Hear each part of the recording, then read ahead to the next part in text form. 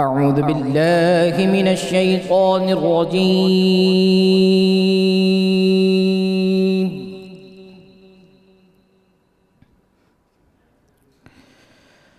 بسم الله الرحمن الرحيم.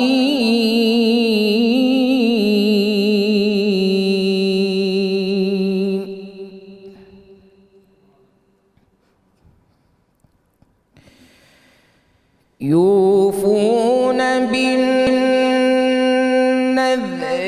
ويخافون يوما كان شره مستطيرا.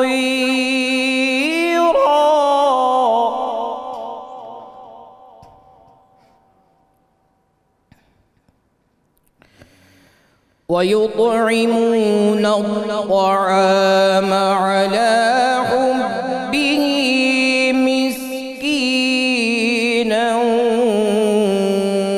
ويتيما وأسيرا.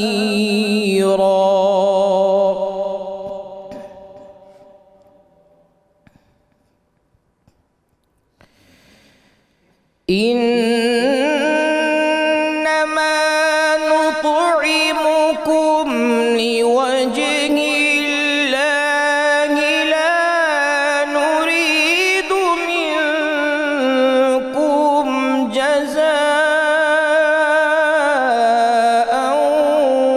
ولا شكورا.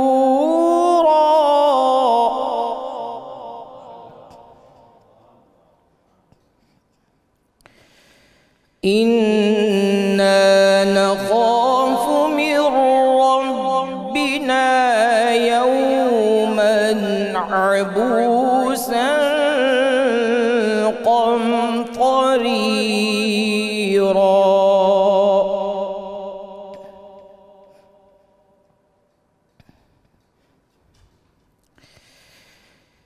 إنما نطعمكم لوجه الله لا نريد منكم جزاء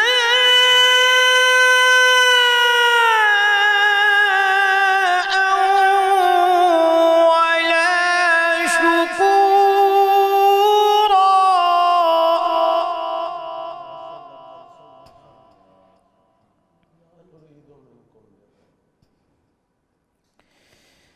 إنما نطعمكم لوجه الله لا نريد منكم جزاء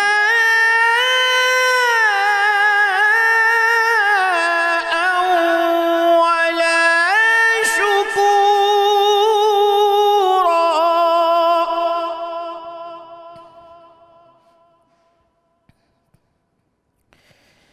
إنا نخاف من ربنا يوما عبوسا قمطريرا.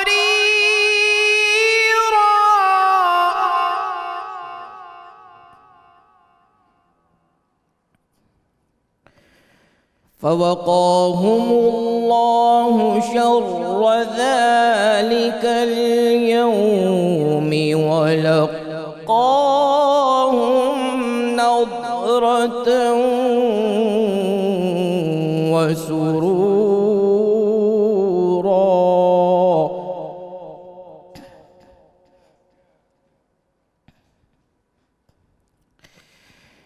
فوقاهم الله شر ذلك اليوم ولقاهم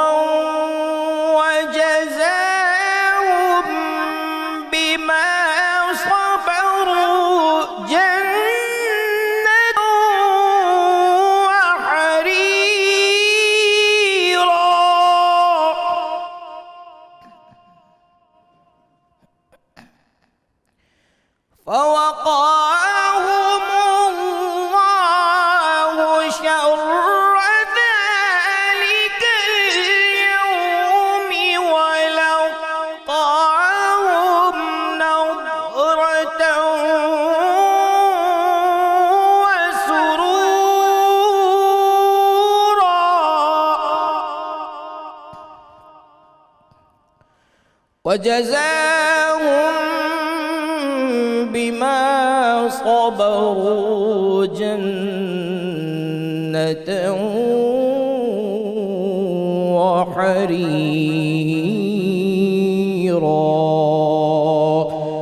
صدق اللہ العظیم۔ ماشاء اللہ، سلامت رہیے، سلامت رہیے۔ ملک معروف قاری جناب قاری محمد کامران قادری صاحب تلاوت کلام پاک سے ہمارے قلوب کو منور فرما رہے تھے۔ الحمدللہ رب العالمین والصلاۃ والسلام علی سید الانبیاء والمرسلین، اللہم صلی علی سیدنا و مولانا محمد وعلی آلہ واصحابہ وبارک وسلم وصلی علیہ۔ دنیا کے تمام دیکھنے والوں کو، تمام چاہنے والوں کو، تمام پیار کرنے والوں کو، اور جہاں جہاں تک اس وقت میری آواز کو سنا اور مجھے دیکھا جا رہا ہے، جنید اقبال کی جانب سے انتہائی محبت کے ساتھ السلام علیکم۔ ایک بار پھر ناظرین، آپ کو 1445 ہجری سن 2024 رحمت رمضان کی خصوصی براہ راست نشریات میں 21ویں شب یعنی ممکنہ شب قدر اور پہلی تاکرات میں میں دل کی عطا گہرائیوں سے خوش آمدید کہتا ہوں۔ ناظرین کرام، آخری عشرے کی ابتدا ہو چکی اور آج پہلی تاکرات ہے، اس تیقن کے ساتھ کہ اللہ تبارک و تعالیٰ اس تاکرات کے صدقے جو کہ ممکنہ شب قدر ہے، اور اگر واقعی شب قدر ہے تو اس کے صدقے سے امت مسلمہ پر اپنا خاص فضل و کرم فرما دے، اور جو غم کی سی کیفیت اس وقت ظاہر ہے پوری امت مسلمہ پہ ہے، اللہ تبارک و تعالیٰ اس غم کا مداوع بھی کر دے اور ہم سب کی بخشش و مغفرت فرما دے۔ آج کی رات کو ناظرین دو نسبتیں حاصل، ایک تو ظاہر ہے پہلی تاکرات ہے، ممکنہ شب قدر ہے، اور دوسری نسبت اس ہستی سے، اس بلند پایہ ہستی سے، اس عظیم المرتبت ہستی سے ناظرین، کہ جو ہستی جن کا نام نامی کل بھی مومنین اور منافقین کے درمیان ایک واضح لکیر تھا، آج بھی مومنین اور منافقین کے درمیان ایک واضح لکیر ہے، اور کل بھی بلکہ رہتی دنیا تک مومنین اور منافقین کے درمیان ایک واضح لکیر رہے گا۔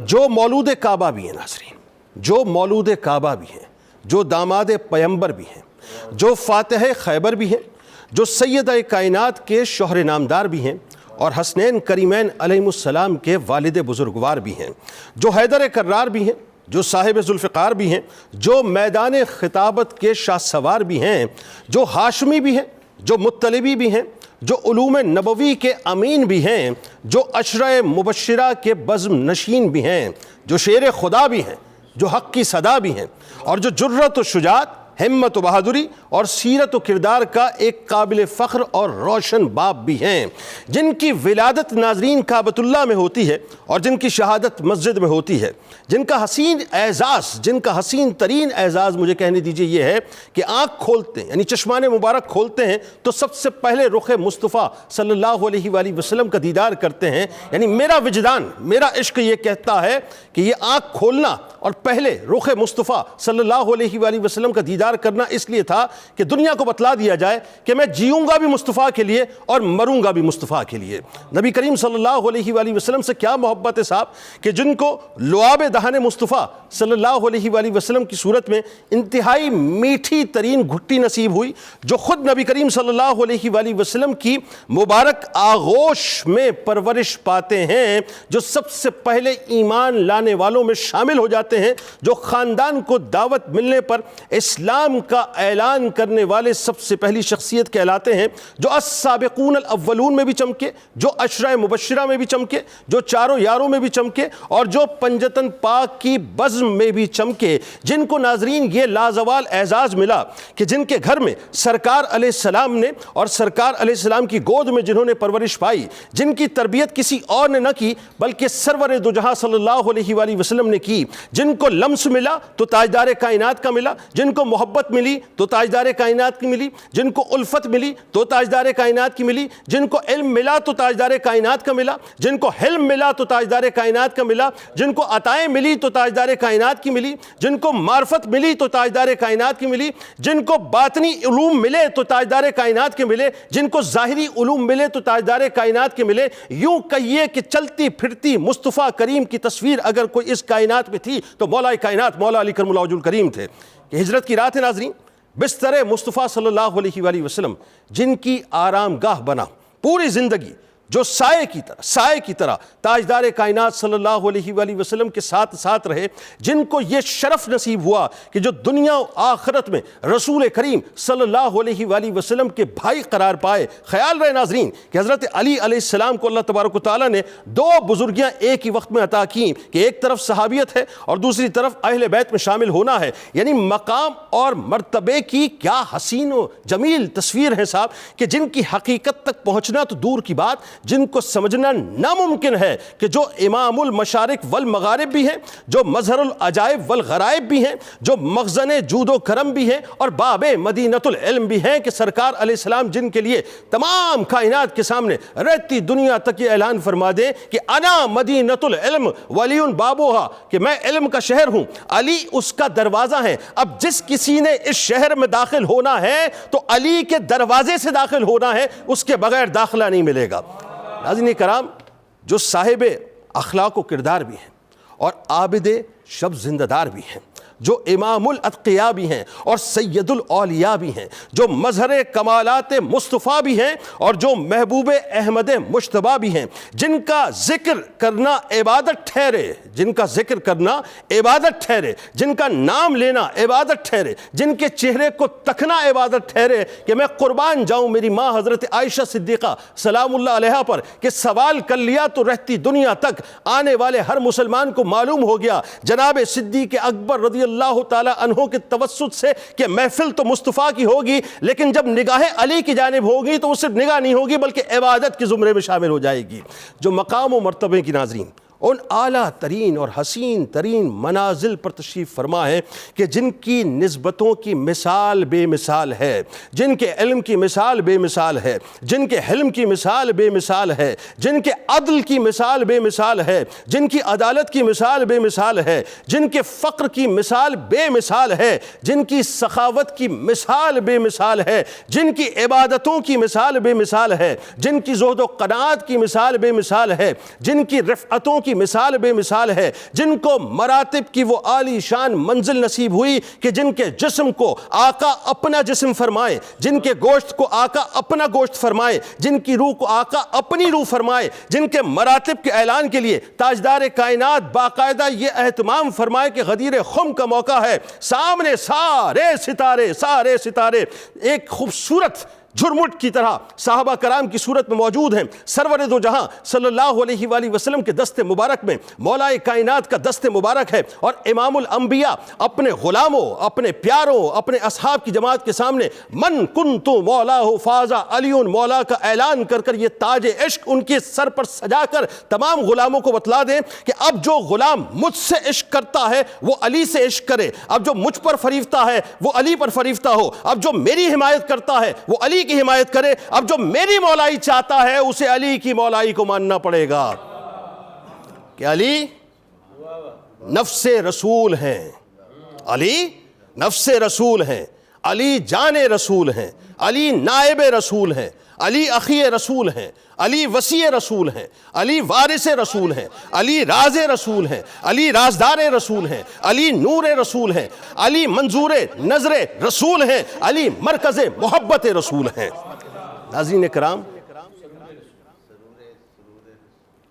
علی سرور رسول ہیں، علی تنویر رسول ہیں، علی تصویر رسول ہیں، علی محبوب رسول ہیں، علی عکس رسول ہیں، علی ذل رسول ہیں، علی پرتاؤ رسول ہیں، علی فناف رسول ہیں، علی طالب رسول ہیں، علی مطلوب رسول ہیں، علی جان رسول ہیں، علی مان رسول ہیں، علی شان رسول ہیں، علی جانثار رسول ہیں، علی یار رسول ہیں، علی بہار رسول ہیں، علی شیر خدا ہیں، علی سیف خدا ہیں، اور علی راز خدا ہیں۔ ناظرین کرام، جن کی تلوار سے مشرق و مغرب کے کفر پر لرزہ طاری ہو جائے، ذرا سوچئے، لرزہ طاری ہو جائے، جن کی فتوحات سے اسلام کی روشنی چار سو پھیل جائے، جن کے دست مبارک پر اللہ تعالیٰ نے فتح کو لکھ دیا ہو، جو اللہ اور اس کے رسول صلی اللہ علیہ وآلہ وسلم سے محبت کرتے ہیں، اور اللہ اور اس کا رسول صلی اللہ علیہ وآلہ وسلم بھی ان سے محبت کرتا ہے، جن کی بدر میں کیا، احد میں کیا، خندق میں کیا، خیبر میں کیا، قضیہ میں کیا، بنو نذیر میں کیا، بنو قریظہ میں کیا، بنو قینقاع میں کیا، بنو سعد میں کیا، یعنی ہر جگہ، ہر جنگ میں، ہر غزوے میں، ہر سرائے میں صرف صرف ایک ہی نعرہ بلند ہوتا تھا، اے علی اے علی اے علی، کہ دنیا پکار اٹھی کہ شاہ مردہ شیر یزدہ قوت پروردگار، لا فتح الا علی لا سیف الا ذوالفقار۔ اور ناظرین، جب بات خیبر کی آ جائے تو پھر تاریخ ان کی بہادری کو جھل ملاتا ہوا دکھاتی ہے۔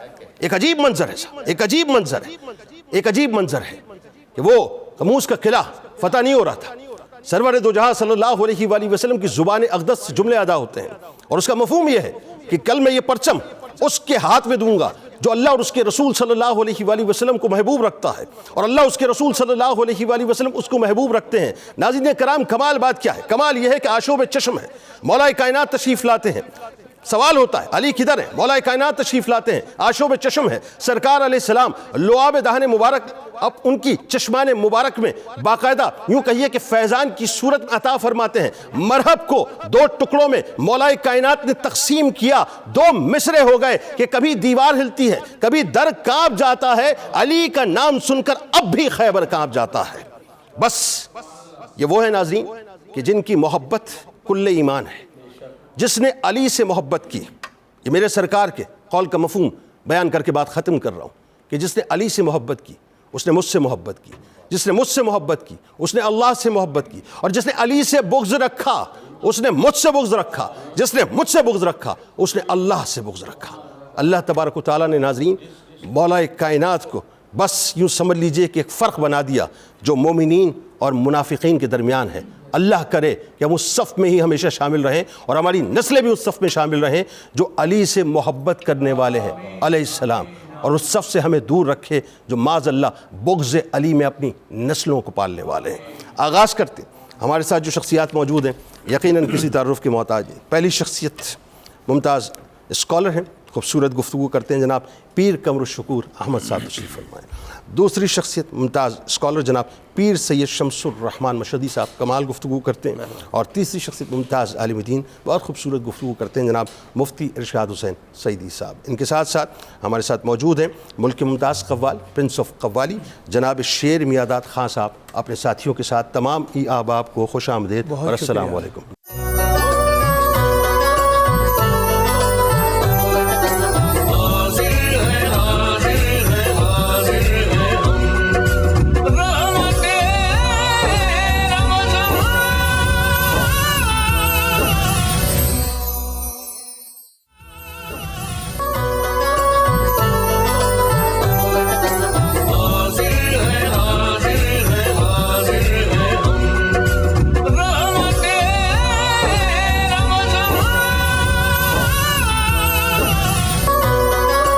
جناب ایک بار پھر میں آپ کو خوش آمدید کہتا ہوں۔ ناظرین کرام، آج 21ویں شب ہے، پہلی تاکرات ہے، ممکنہ شب قدر ہے، اور آج مولا کائنات مولا علی کرم اللہ وجہ الکریم کی ظاہر شہادت کا بھی موقع ہے۔ آغاز کرتے ہیں مولا کائنات کے فضائل سے، اور میں آپ سے گزارش کروں گا دنیا میں آپ جہاں کہیں بھی رہتے ہیں آج ضرور اس پروگرام میں جڑے رہیے گا، اور کوشش کیجیے گا کہ جو گفتگو ہو رہی ہے دوران گفتگو کم از کم درود پاک کی تسبیح سرکار علیہ السلام اور ان کی آل پر ضرور درود پاک کے نذرانے بھیجتے رہیں۔ آغاز کیجیے پیر صاحب، سب سے پہلے تو ظاہر ہے ہماری تو کیا بساط ہے صاحب کہ ہم ان کے فضائل بیان کریں، قرآن کی روشنی میں مولا کائنات کے فضائل ابتدا کیجیے۔ بسم اللہ الرحمن الرحیم۔ جس ذات مبارک کو حضور سید عالمین صلی اللہ علیہ وآلہ وسلم یہ فرمائیں القرآن مع العلی وعلی مع القرآن، کہ قرآن علی کے ساتھ ہے اور علی قرآن کے ساتھ ہے، اس ہستی کی شان میں اللہ رب العزت نے کیا کیا کلام فرمایا ہوگا، اور اس کی عظمت سمجھانے کی امت مسلمہ کو کیا کیا قدرت کاملہ نے تدبیریں اختیار کی ہوں گی۔ بے شمار آیات ایسی ہیں جو براہ راست یا بالواسطہ یا بلا واسطہ حضرت مولا علی مرتضیٰ کی شان مبارک کو ظاہر کرتی ہیں۔ علامہ ابن حجر مکی اہل سنت کے عظیم محدث ہیں، وہ فرماتے ہیں کہ 300 آیات حضرت مولا علی مرتضیٰ کی شان میں اللہ رب العزت نے نازل فرمائی۔ اب ان میں سے 1 2 3 ہم جتنا وقت دامن وقت میں گنجائش ہے میں عرض کرتا ہوں۔ مثلا اگر ہم اس بابرکت گھرانے کی سخاوت دیکھیں تو ابھی جو سورہ دہر کی آیات مبارکہ تلاوت ہوئیں، یوفون بالنذر ویخافون یومن کان شرہ مستطیرا ویطعمون الطعام علی حبہ مسکینا ویتیما واسیرا انما نطعمکم لوجہ اللہ لا نرید منکم جزاء ولا شکورا۔ یعنی اس میں ایک بہت ہی اہم نقطہ اور بہت اہم جس کی طرف اہل محبت مفسرین نے توجہ دلائی ہے وہ یہ ہے کہ جب بھی کوئی بندہ مومن نیکی کرتا ہے وہ یہ کہتا ہے کہ میں یہ اپنے پروردگار کے لیے کر رہا ہوں، اس کی نیت میں یہ چیز شامل ہوتی ہے۔ لیکن قربان جائیں ان ہستیوں کی شان پہ کہ ان کا رب یہ کہے کہ یہ جو کچھ کر رہے ہیں یہ میرے لیے کر رہے ہیں، یعنی سند قبولیت دیکھیں، اور اللہ رب العزت کی بارگاہ میں ان کے اس عمل کی جو وہ عمل سخاوت کا کر رہے ہیں، اس سخاوت کے عمل کی پسندیدگی دیکھیں کہ رب کہہ رہا ہے، اس میں کوئی ریا نہیں ہے، اس میں کوئی دکھاوا نہیں ہے، اس میں کوئی دوسری غرض شامل نہیں ہے، یہ میری خاطر کر رہے ہیں۔ اچھا، ایک عام انسانی سائیکی ہے، جب بھی ہم کسی کے ساتھ بھلا کرتے ہیں تو ہمارا یہ دل چاہ رہا ہوتا ہے کہ وہ ہمارا شکر گزار ہو۔ اللہ فرماتا ہے کہ یہ وہ ہستیاں ہیں جو عطا و بخشش کے بعد یہ کہتی ہیں لا نرید منکم جزاء ولا شکورا، سائل کو کہتی ہیں ہم تجھ سے کسی جزا کے کسی شکریہ کے طلبگار نہیں، ہمارا تو معاملہ بس اس کے اللہ اکبر، اللہ یہ سند، یہ قبولیت اللہ رب العزت کی طرف سے اس بابرکت گھرانے کے، جس گھرانے کے سرخیل حضرت امیر المومنین مولا علی مرتضیٰ ہیں، ان کی شان مبارک کو یوں اللہ رب العزت امت مسلمہ کے سامنے بیان فرما رہا ہے۔ آیت مباہلہ کو اگر ہم دیکھیں تو نجران کے عیسائی آتے ہیں، توحید باری تعالیٰ پر ان سے مناظرہ یعنی ہوتا ہے، حضور صلی اللہ علیہ وآلہ وسلم وحی الہی آ جاتی ہے، دلائل دیے جاتے ہیں کہ جیسے حضرت آدم علیہ السلام کو اللہ نے بغیر ماں اور بغیر باپ کے خلق کیا، ایسے ہی عیسیٰ علیہ السلام کو فقط ماں کے بطن سے، پاکیزہ بطن سے، بغیر باپ کے خلق کیا، لیکن وہ ماننے کو تیار نہیں۔ وحی الہی کے باوجود اب اللہ اپنی حبیب سے فرماتا ہے کہ اے حبیب پھر ان کو لے کے آ، اللہ ان کو لے کے آ جن کے چہرے میری توحید کی گواہی دیتے ہیں، ان کو لے کر آ۔ سبحان اللہ۔ اب ایک یہاں ایک چیز کو، بعض اوقات چیزوں کو سمجھنے کا ایک طریقہ یہ ہوتا ہے کہ ان کو ضد سے پہچانا جاتا ہے۔ اللہ نے یہاں آیت مباہلہ میں مقصد کیا ہے، کس لیے مباہلہ ہو رہا ہے؟ فَنَجْعَلْ لَعْنَةَ اللَّهِ عَلَى الْكَاذِبِينَ، کہ جو جھوٹا ہے اللہ اس پر اپنی لعنت جو ہے وہ نازل کرے، لعنت برسائے اس پر۔ اب جو کاذبین کے مقابلے میں لائے جا رہے ہیں اور امر الہی کی طرح کے تحت لائے جا رہے ہیں، وہ تو صادقین اللہ کے پسندیدہ ہوئے نا جی، تبھی وہ کاذبین پہ لعنت ڈال سکتے ہیں نا جی۔ اس لیے یہ جو حقیقتیں ہیں، ان کی شان کے یہ جو پہلو ہیں، اس کو سمجھنا چاہیے۔ اور آپ نے بڑا خوبصورت لفظ انٹرو میں لیا، میں اس کی آج تعریف کرنی رہ گئی میرے ذہن سے، بہت خوبصورت ابتدائیہ کہ علی نفس رسول ہیں۔ قرآن حکیم نے اس آیت مباہلہ میں جیسے ترتیب قائم کی، فَقُلْ تَعَالُوا نَدْعُ أَبْنَاءَنَا وَأَبْنَاءَكُمْ وَنِسَاءَنَا وَنِسَاءَكُمْ وَأَنفُسَنَا وَأَنفُسَكُمْ، اسی ترتیب سے حضور کے فرزندان حسنین کریمین آگے، پیچھے نساءنا سیدہ کائنات، قرآن کی قائم کی ہوئی ترتیب، اور اس کے پیچھے نفس پیمبر بن کر حضرت مولا علی مرتضیٰ، جن کو حضور نے فرمایا، یہ جملہ بھی آپ نے خوب کہا، لحموں کا لحمی، جسموں کا جسمی، دموں کا دمی، یا علی تیرا گوشت میرا گوشت، تیرا جسم میرا جسم، تیرا خون میرا خون۔ یہ شان، یہ شرف کسی اور کو کہاں نصیب ہوتا ہے؟ اور یہ باقی عظمتیں ساری اپنی جگہ، ہر ایک ہستی جو آقا سے نسبت رکھتی ہے، جن سے آقا خوش ہیں، وہ ہمارے سر کا تاج ہے۔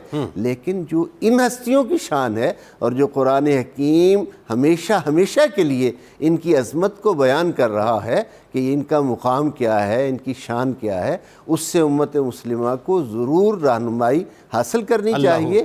یہ ہستیاں، ایک جملہ اور بہت ہی اہم پیغام، گفتگو آگے بڑھتی ہے۔ ایک جملے میں یہ عرض کرنا چاہوں گا کہ یہ ہستیاں، ان یہ بارگاہیں محل ادب ہیں، محل بحث نہیں۔ اللہ اکبر۔ اللہ اکبر، کیا اچھا ہے، کیا اچھا ہے، کیا اچھا ہے، بہت خوبصورت ابتدا پیر صاحب. اور اب پیر صاحب آپ کی طرف، اب جس زبان مبارک سے لعاب دہن کو لمس نصیب ہوا اور وہ لعاب دہن وجود مولا کائنات کا حصہ بنا، وہ کن کی کنجی کی مالک زبان مبارک کیا کہتی ہے، کیا فرماتی ہے مولا کائنات کے لیے، بتلائیے. بسم اللہ الرحمن الرحیم. جس رچاؤ سے ہے ذکر حیدر کیا، اے جنید رضا تیری کیا بات ہے. اللہ جزاک اللہ. جس رچاؤ سے ہے ذکر حیدر کیا، اے جنید رضا تیری کیا بات ہے. کرم ہم پر ہوا ہے علی پاک کا، بے شک، کرم ہم پر ہوا ہے علی پاک کا، مصطفیٰ کی عطا تیری کیا بات. سبحان اللہ، جزاک کرم اللہ. ہم پر ہوا ہے علی پاک کا، مصطفیٰ کی عطا تیری کیا بات ہے. اور آج 21ویں رات ہے نا، تو عرس ہے آج شیر خدا پاک کا. بے شک، عرس ہے آج عرس ہے آج شیر خدا پاک کا، ابر چھایا ہے ان کی عطا پاک کا. اللہ اکبر. عرس ہے آج شیر خدا پاک کا، ابر چھایا ہے ان کی عطا پاک کا. اور مشہدی ہے گدا مرتضیٰ پاک کا، اے علی کے گدا تیری کیا بات. جزاک اللہ، جزاک اللہ، جزاک اللہ. دعا فرمائیں. جنید بھائی، یقیناً بختوں کا عروج ہے کہ کہاں ہماری زبانیں اور کہاں مولا کی شانیں. بے شک ایسا ہی ہے. ہزار بار بشویم ہنز مشک و گلاب، ہنوز نام تو گفتن کمال بے ادب. کمال بے کتھے میرے علی، کتھے تیری ثنا. اللہ. اب اتنا خوبصورت باب آپ نے چھیڑا ہے کہ بات ہو علی کی اور زبان ہو نبی کی. اللہ اکبر. تو میں سمجھتا ہوں کہ معراج کے بات کے حوالے سے معراج کے جتنے حوالے ہو سکتے ہیں وہ یہی ہے کہ یا بات علی کی قرآن کی زبانی ہو یا بات علی کی نبیوں کے سلطان کی زبانی. سبحان اللہ. آقا کریم علیہ الصلاۃ والتسلیم نے جو مولا علی علیہ السلام کے حوالے سے ارشادات فرمائے، میرا نہیں، آپ کا نظریہ نہیں، قبلہ پیر صاحب کا، مفتی صاحب کا نظریہ نہیں.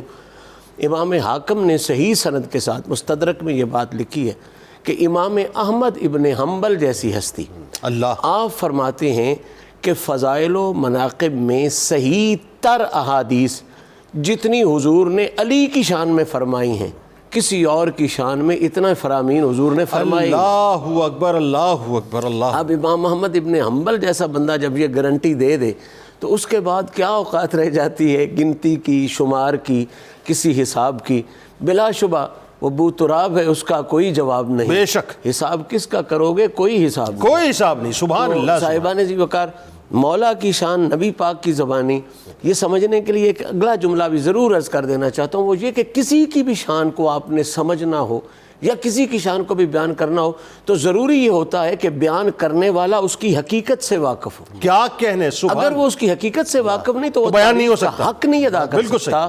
تو اس کائنات میں، مخلوق میں، جو علی کی حقیقت سے واقف ہے وہ پہلی ہستی جناب محمد رسول سبحان اللہ. سبحان اللہ. ان سے بڑھ کر علی کو جاننے والا اللہ اکبر. جس طرح مخلوق میں نبی کو جاننے والا علی سے بڑھ کر کوئی نہیں، اسی طرح مخلوق میں علی کو جاننے والا نبی سے بڑھ کے کوئی. سبحان اللہ. مزے کی بات یہ ہے کہ جب نبی کی بات سننی ہو مخلوق سے تو علی کی زبانی سنا کرو، اور علی کی بات سننی ہو مخلوق سے تو نبی کی زبانی. بھائی کیا اچھا ہے، کیا اچھا ہے. یہی وجہ ہے کہ میرے نبی نے ایک ایک لفظ ایسا کہہ دیا کہ مانو کہ سمندر سمو دیے. حضرت میں گنتی نہیں کر سکتا جتنی زبان اس نکمے کے ذہن میں بھی حدیثیں موجود ہیں، لیکن میں ایک حدیث کی طرف ضرور اشارہ کروں گا وقت کے اندر رہتے ہوئے. اب دیکھیں علی کی شان بیان کرتے ہوئے نبی پاک نے کیا حسن عطا کیا. فرمایا علی منی بے منزلتی من ربی. اللہ. لفظ ذرا گنیں اور پھر ان کے باب دیکھیں، اس میں علی کو کس رنگ پہ مصطفیٰ نے بیان کیا. فرمایا لوگو، علی کا میری بارگاہ میں وہی مقام ہے جو مجھ محمد کا مقام خدا کی بارگاہ. اللہ اکبر. اب شروع سے لے کے آخر تک میں سمجھتا ہوں آدم سے لے کے قیامت تک کوئی مائی کا لال نہ نبی کا مقام خدا کی بارگاہ میں گن سکتا ہے، نہ علی کا مقام مصطفیٰ کی بارگاہ. اللہ اکبر. یہ مقام کا باب ہی ایسا ہے. حضور نے ایک جملے میں کیا کیا نہیں کھول دیا. دیکھیں نا جی، حضور نے کہا جو میرا مقام خدا کی بارگاہ میں وہی علی کا مقام. مجھ مصطفیٰ کی بارگاہ میں. یعنی میں بہت بھی سادہ کروں تو اس کا یہ مطلب تو ہوا کہ لوگوں جس طرح مصطفیٰ کو چھوڑ کر خدا کی طرف نہیں جایا جا سکتا، اسی طرح مرتضیٰ کو چھوڑ کر مصطفیٰ کے پاس نہیں آیا جا سکتا. اللہ اکبر. اللہ. اور یہ بات بھی اسی حدیث نے کلیئر کر دی کہ دنیا والوں یاد رکھنا، نبی علی کا یہ تعارف کروا رہے ہیں کہ جس طرح تم تعریف مصطفیٰ کی کرو تو خدا راضی ہو جاتا ہے، اسی طرح جنید اور شیر میاں داد اور قبلہ پیر صاحب حدیث کہتی ہے تعریف مصطفیٰ کی کرو راضی خدا ہو جاتا. علی منی بمنزلۃ من ربی، تعریف مرتضیٰ کی کرو راضی محمد مصطفیٰ. اللہ اکبر. سبحان اللہ. اور یہی حدیث یہ بھی بتا رہی ہے کہ آدم علیہ السلام کو جب معافی چاہیے تھی تو نام مصطفیٰ کا وسیلہ ملا، اور نام مصطفیٰ کے بعد پھر اللہ نے رد کوئی نہیں کی. تو قبلہ جب خدا کی بارگاہ سے رد نہ کروانی ہو تو مصطفیٰ کا وسیلہ ڈالا جاتا ہے، اور جب مصطفیٰ کی بارگاہ سے رد نہ کروانا ہو تو مرتضیٰ کا وسیلہ. کیا کہنے. سبحان اللہ. سبحان اللہ. اللہ. آخری جملہ اس حوالے سے حق چار یار کی برکت سے چوتھا جملہ وہ کیا ہے کہ خدا کی ساری مخلوق کمال کی ہے، لیکن خدا نے اپنی تخلیق کا شاہکار محمد مصطفیٰ کو بنایا ہے. مصطفیٰ کی ساری تربیت کمال کی ہے، لیکن مصطفیٰ نے اپنی تربیت کا شاہکار علی المرتضیٰ کو بنایا. سبحان اللہ. سبحان اللہ. کیا اچھا ہے پیر صاحب. سبحان اللہ. ماشاءاللہ. اللہ قبول فرمائے. آئیے ذرا اب چونکہ بات محبت کی چل پڑی ہے اور باب کھول دیا ہے پیر صاحب نے محبت کا، تو مولا کائنات مولا علی کرم اللہ وجہ الکریم سے اب یہ سوال کرتے ہوئے مطلب زبان لڑکھڑاتی. اس کی وجہ یہ کہ ہماری بساط اور اوقات کیا کہ ہم پیمانہ ماپ کے بتلائیں کہ سرکار علیہ السلام آپ سے کتنی محبت فرماتے تھے. یہ تو ظاہر ہے مصطفیٰ جانے اور مرتضیٰ جانے، یہ تو دونوں کی محبتوں کا معاملہ ہے، تو ہم کیا جانے صاحب فرش والے. تو ذرا بتائیے تو صحیح کیا محبت تھی سرکار علیہ السلام کی مولا کائنات سے. بہت شکریہ جنید بھائی. قربان جائیں حضرت مولا کائنات حضرت علی المرتضیٰ کرم اللہ وجہ الکریم. آپ کی شان اور آپ کی عظمت پر نہایت خوبصورت انداز میں اور بڑی محبت اور عقیدت کے ساتھ اور فصاحت اور بلاغت کے ساتھ اور بڑی گہرائی اور گہرائی کے ساتھ ماشاءاللہ آپ سے لے کر قبلہ پیر صاحب تک یہ بیان ہمیں سننے کو ملا ہے. اللہ تبارک و تعالیٰ اس کے صدقے سے ہمیں ایمان کی وہ تازگی اور خوشبو نصیب فرمائے جو ہم تک اور ہماری آنے والی نسلوں تک اسی طرح جاری و ساری رہے. آمین. دیکھیے محبت کا جو سوال ہے یہ سوال بڑا عجیب ہے. جیسے حضرت مولا کائنات کی فضیلت اور عظمت کا کوئی پیمانہ نہیں، ایسے آپ اور میں یا کوئی ایسا پیمانہ کہاں سے لا سکتا ہے کہ جو مصطفیٰ صلی اللہ علیہ وسلم کی محبت کو ماپ سکے کہ کتنا تھی علی المرتضیٰ سے. یوں تو میرے آقا صلی اللہ علیہ وسلم کو ساری امت سے پیار ہے، صحابہ کرام سے بھی پیار تھا اور محبت تھی، اور ہر ایک سے آقا علیہ السلام نے محبت کا اظہار فرمایا. مگر حضرت مولا کائنات کرم اللہ وجہ الکریم ان کے ساتھ جو اظہار محبت فرمایا ہے وہ یقیناً یگانہ ہے، یکتا ہے، وہ اپنی مثال آپ ہے. اور اس ضمن میں ایک بات ابتداً یہ عرض کرنا چاہتا ہوں. ایک ہے کہ کوئی چھوٹا بڑے سے محبت کرے اور اس کا اظہار کرے، اور ایک ہے بڑا اپنے سے چھوٹے کے ساتھ محبت کا اظہار کرے مقام اور مرتبہ کے اعتبار سے. ان دونوں محبتوں کے رنگ بھی جدا ہوتے ہیں، اس کی معنویت بھی جدا ہوتی ہے، اور اس کی پھر گہرائی اور گہرائی کو بھی اسی تناظر میں سمجھنا چاہیے اور دیکھنا چاہیے. ہم سارے محبت کا دعویٰ کرتے ہیں آقا علیہ السلام کی ذات سے، اولیاء کرام سے، صالحین سے، مگر یہ کہ وہ جو ہم سے رتبے میں بڑے ہیں، مقام میں بڑے ہیں، فضیلت میں بڑے ہیں، وہ جب محبت کا اظہار کریں تو بڑا جب چھوٹے سے محبت کا اظہار کرتا ہے وہ شفقت کے درجے پر چلی جاتی ہے، اور وہ محبت سند کے درجے پر چلی جاتی ہے، اور وہ محبت پھر اللہ تعالیٰ کی بارگاہ میں حقیقت اور ثقافت کے درجے پر چلی جاتی ہے. اور جب کوئی چھوٹا کسی بڑے سے محبت کر رہا ہوتا ہے یقیناً اس میں خلوص بھی ہو سکتا ہے، مگر کبھی کبھی اس میں کچھ اور مقاصد بھی ہو سکتے ہیں. لیکن بڑا جب کسی سے محبت کرتا ہے اس میں کوئی اور مقصد نہیں ہوتا سوائے اس کے کہ اس میں کچھ ہے جس کی وجہ سے وہ محبت کی جا رہی ہے. تو حضور تاجدار کائنات صلی اللہ علیہ وسلم جن سے بڑا کوئی نہیں خلق خدا کے اندر، اللہ تبارک و تعالیٰ نے ان کو اتنا بڑا بنایا کہ ان سے بڑا فقط خدا ہی ہے، سارے چھوٹے اسی در پہ جا کے بڑے ہوتے اسی ہیں۔ در پہ۔ تو آقا علیہ الصلوۃ والسلام نے پھر جن کو بڑائی عطا فرمائی، اپنی نسبت سے جن کو عظمتیں عطا فرمائیں، ان میں حضرت مولا کائنات جتنا بلند مقام پہ کھڑے ہیں وہ آپ ہی کی مثال بنتی ہے۔ بے شک۔ اب محبت کے ایک تو محبت میں یہ عرض کرنا چاہتا ہوں، دیکھیے یہ جو حضرت مولا کائنات کا لقب مبارک ہے، کنیت جو آقا علیہ السلام نے عطا فرمائی، ابو تراب، مٹی کے باپ، اب اس کے پیچھے بھی پیار چھپا ہوا ہے کہ آقا علیہ السلام تشریف لے جاتے ہیں سیدہ کائنات کے گھر میں اور حضرت علی کا پوچھتے ہیں اور کچھ پتہ چلتا ہے واقعہ، پھر حضرت علی کے تلاش میں آتے ہیں مسجد میں، دیکھا کہ آپ لیٹے ہیں مٹی پر، زمین پر، مٹی پر، خاک پر، اور آپ کے چہرہ انور پر کچھ مٹی لگی ہے۔ میرے آقا صلی اللہ علیہ وسلم اسے پیار سے خود صاف فرماتے ہیں، یہ انداز دیکھیے ذرا محبت کا، خود اسے صاف فرماتے ہیں اور صاف فرما کر پھر کہتے ہیں کہ اٹھ جائیے ابو تراب، تو وہ ابو تراب فرما دیا میرے آقا صلی اللہ علیہ وسلم نے۔ تو وہ دیکھیے کیسی کنیت بن گئی، اور اس کے پیچھے چھپی ہوئی اس وارفتگی کو دیکھیں، محبت کو دیکھیں، اپنائیت کو دیکھیں کہ آقا علیہ السلام نے کس مقام پر یہ فرمایا۔ پھر اسی طرح آقا علیہ السلام نے ایک لشکر کو روانہ کیا کسی جہاد کے اوپر، اس میں حضرت مولا کائنات کرم اللہ وجہ الکریم ہیں، اور آقا علیہ السلام اس لشکر کو بھیج کر پھر بےتاب ہو جاتے ہیں اور اس لشکر کی واپسی کے ایسے منتظر رہتے ہیں کہ آقا علیہ السلام کی نگاہیں دیکھ رہی ہیں بار بار وہ لشکر کب آئے گا، حتیٰ کہ ترمذی شریف کی روایت میں الفاظ جو نقل ہوئے، جنید بھائی پڑھ کے سن کے عقل دنگ رہ جاتی ہے کہ میرے آقا صلی اللہ علیہ وسلم نے کیا کمال محبت کا اظہار فرمایا۔ میرے آقا فرماتے ہیں اللہم لا تمتنی حتی ترینی علیاً، باری تعالیٰ اس وقت تک مجھے موت نہ دینا جب تک میں اپنی آنکھوں سے علی کو نہ دیکھوں۔ اللہ اکبر، اللہ اکبر، اللہ یہ محبت کا کتنا بڑا مقام ہے۔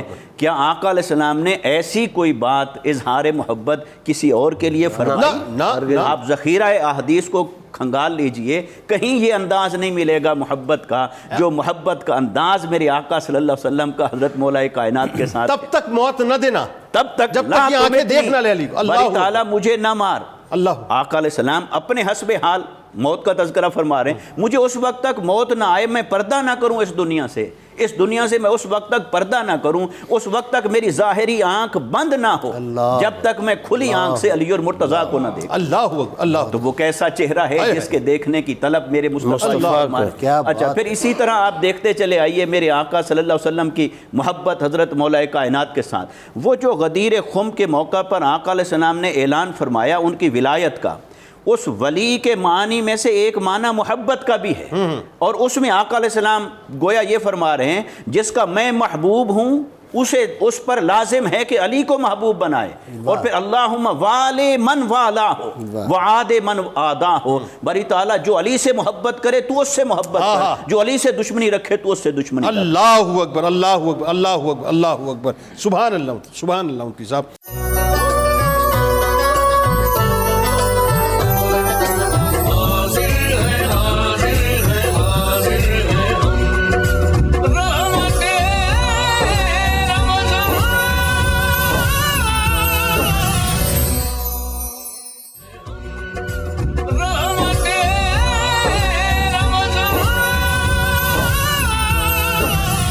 جناب ایک بار پھر میں آپ کو خوش آمدید کہتا ہوں، اور آج ناظرین 21ویں شب ہے، ظاہر ہے پہلی تاکرات ممکنہ شب قدر اور شہادت مولا کائنات مولا علی کرم اللہ وجہ الکریم۔ علی علی ہے، علی علی ہے، علی علی ہے، علی علی ہے، خدا کا پیارا میرا علی ہے، نبی کا تارا میرا علی ہے، کرم وہی ہے عطا وہی ہے، ہمارا مشکل کشا علی ہے، میرا سہارا میرا علی ہے، نبی کا پیارا میرا علی ہے، نبی کا روشن قبر وہی ہے، شب علم کی سحر وہی ہے، جہاں کا رہبر وہی ہے، جدھر بھی دیکھو ادھر وہی ہے، وہ میری آنکھوں کا نور بھی ہے، وہ میرے دل کا سرور بھی ہے، نبی کے گلشن کی وہ کلی ہے، نبی کا پیارا میرا علی ہے شان و عظمت میں سب سے اعلیٰ، نبی کی عظمت کا وہ حوالہ، صحابہ میں ہے بڑا نرالا، وہ میری آنکھوں کا ہے اجالا، وہ اعلیٰ تر ہے بڑا سخی ہے، نبی کا پیارا میرا علی ہے، خدا کی قدرت کا ہے وہ مظہر، جہان سارے کا ہے وہ رہبر، نبی کی بیٹی کا ہے وہ شوہر، وہ ہے امامت کا پہلا گوہر، وہ رازدار خفی جلی ہے، نبی کا پیارا میرا علی ہے، ہر ایک ولی کا ہے پیشوا وہ، ہر ایک رہبر کا رہنما وہ، نبی ہمارا ہر جا پہ آسرا وہ، ہمارا ساجد ہے بادشاہ وہ، اسی سے محفل ہر ایک سجی ہے، نبی کا پیارا میرا علی ہے، علی علی ہے، علی علی ہے۔ اب ذرا پیر صاحب آئیے، اگین وہی بات کہ یہ سوال بھی بہت مشکل ترین سوال ہے اور اس کا جواب تو حقیقتاً ناممکن ہے، کہ میں نے ایک جملہ ابتدا میں عرض کیا اور میرے وجدان کے مطابق کہ چشمان مبارک نہ کھولیں اس لیے کہ جب کھولنی تھیں تو صرف رخ مصطفیٰ دیکھنا تھا اور دنیا کو رہتی دنیا تک بتلانا تھا کہ جینا بھی انہی کے لیے، مرنا بھی انہی کے لیے۔ تو جو محبت مولا کائنات تاجدار کائنات سے، سبحان اللہ، بتلائیے ذرا۔ بہت ہی اہم پہلو حضرت امیر المومنین مولا علی مرتضیٰ کی سیرت کا، جس کی طرف آپ توجہ دلا رہے ہیں اور جس پہ گفتگو کرنا مقصود ہے، جناب حضرت مولا علی مرتضیٰ کی ہر بات جو ہے وہ حضور سید عالمین صلی اللہ علیہ وآلہ وسلم کی خوشنودی کے تحت ہوتی تھی، اور مزاج شناس رسول صلی اللہ علیہ وآلہ وسلم حضرت مولا علی مرتضیٰ سے بڑھ کر کوئی دوسرا نہیں تھا۔ اللہ، یعنی ہر مرحلہ پر وہ اس بات کو سمجھتے تھے کہ اس لمحے حضور کی خواہش کیا ہے اور حضور کی خواہش کا اکرام کیسے کرنا ہے، اس کو نبھانا کیسے۔ یہ ایک بہت بڑی بات ہوتی ہے کہ کسی عظیم ترین ہستی کو جنہیں اللہ نے ساری کائنات سے برگزیدہ کیا، پسندیدہ کیا اور اپنا محبوب بنایا، اس ہستی کے پاس رہنے والی، ان کی آغوش میں پرورش و تربیت پانے والی یہ ہستی اللہ نے ایک ایسی اپنے حبیب کو تحفہ میں عطا فرمائی تھی کہ ہر لمحہ حضور سید عالمین صلی اللہ علیہ وآلہ وسلم کی پسند کا خیال رکھنا اور حضور علیہ السلام کی بارگاہ اقدس کے ادب کا لحاظ رکھنا، حضور کے آداب نبوی کا خود بھی خیال رکھنا، دوسروں کو بھی وہ آداب جو ہیں وہ سمجھانا کہ حضور کی بارگاہ کے آداب کیا ہیں، آقا صلی اللہ علیہ وآلہ وسلم کا رب کیا پسند کرتا ہے۔ یہ سارے محبت کے ہی تو دائرے ہیں، محبت وہ کہتے ہیں ادب پہلا قرینہ ہے محبت کے قرینوں میں۔ اب ذرا دیکھیں اس کا ایک پہلو جو ہے بہت ہی اہم ہے اور میں سمجھتا ہوں کہ اس سے ہمیں سمجھنا چاہیے، اللہ کرے ہمیں سمجھ اس کی بات کی آئے، کہ حضرت رسالت مآب صلی اللہ علیہ وآلہ وسلم نے متعدد مواقع پر حضرت مولا علی مرتضیٰ کو اپنا بھائی قرار دیا۔ انت اخی فی الدنیا والآخرہ مواخات کے موقع پر کہا اور تبوک پر کے جاتے وقت حضور نے ہر اعتبار سے، لیکن میں قربان جاؤں حضرت مولا علی مرتضیٰ کی ادب کے کہ انہوں نے جب بھی حضور کو یاد کیا اللہ کا حبیب اور اللہ کا رسول کہہ کر یاد کیا، علی نے کبھی حضور کو اپنا بھائی کہہ کر مخاطب نہیں کیا۔ کتنا ادب ہے، کتنی محبت ہے، اور یہ ہمارے سمجھنے اور سمجھانے کے لیے ہے کہ وہ حضور سید عالمین صلی اللہ علیہ وآلہ وسلم کا کس قدر ادب کرتے تھے، کس قدر محبت کرتے تھے۔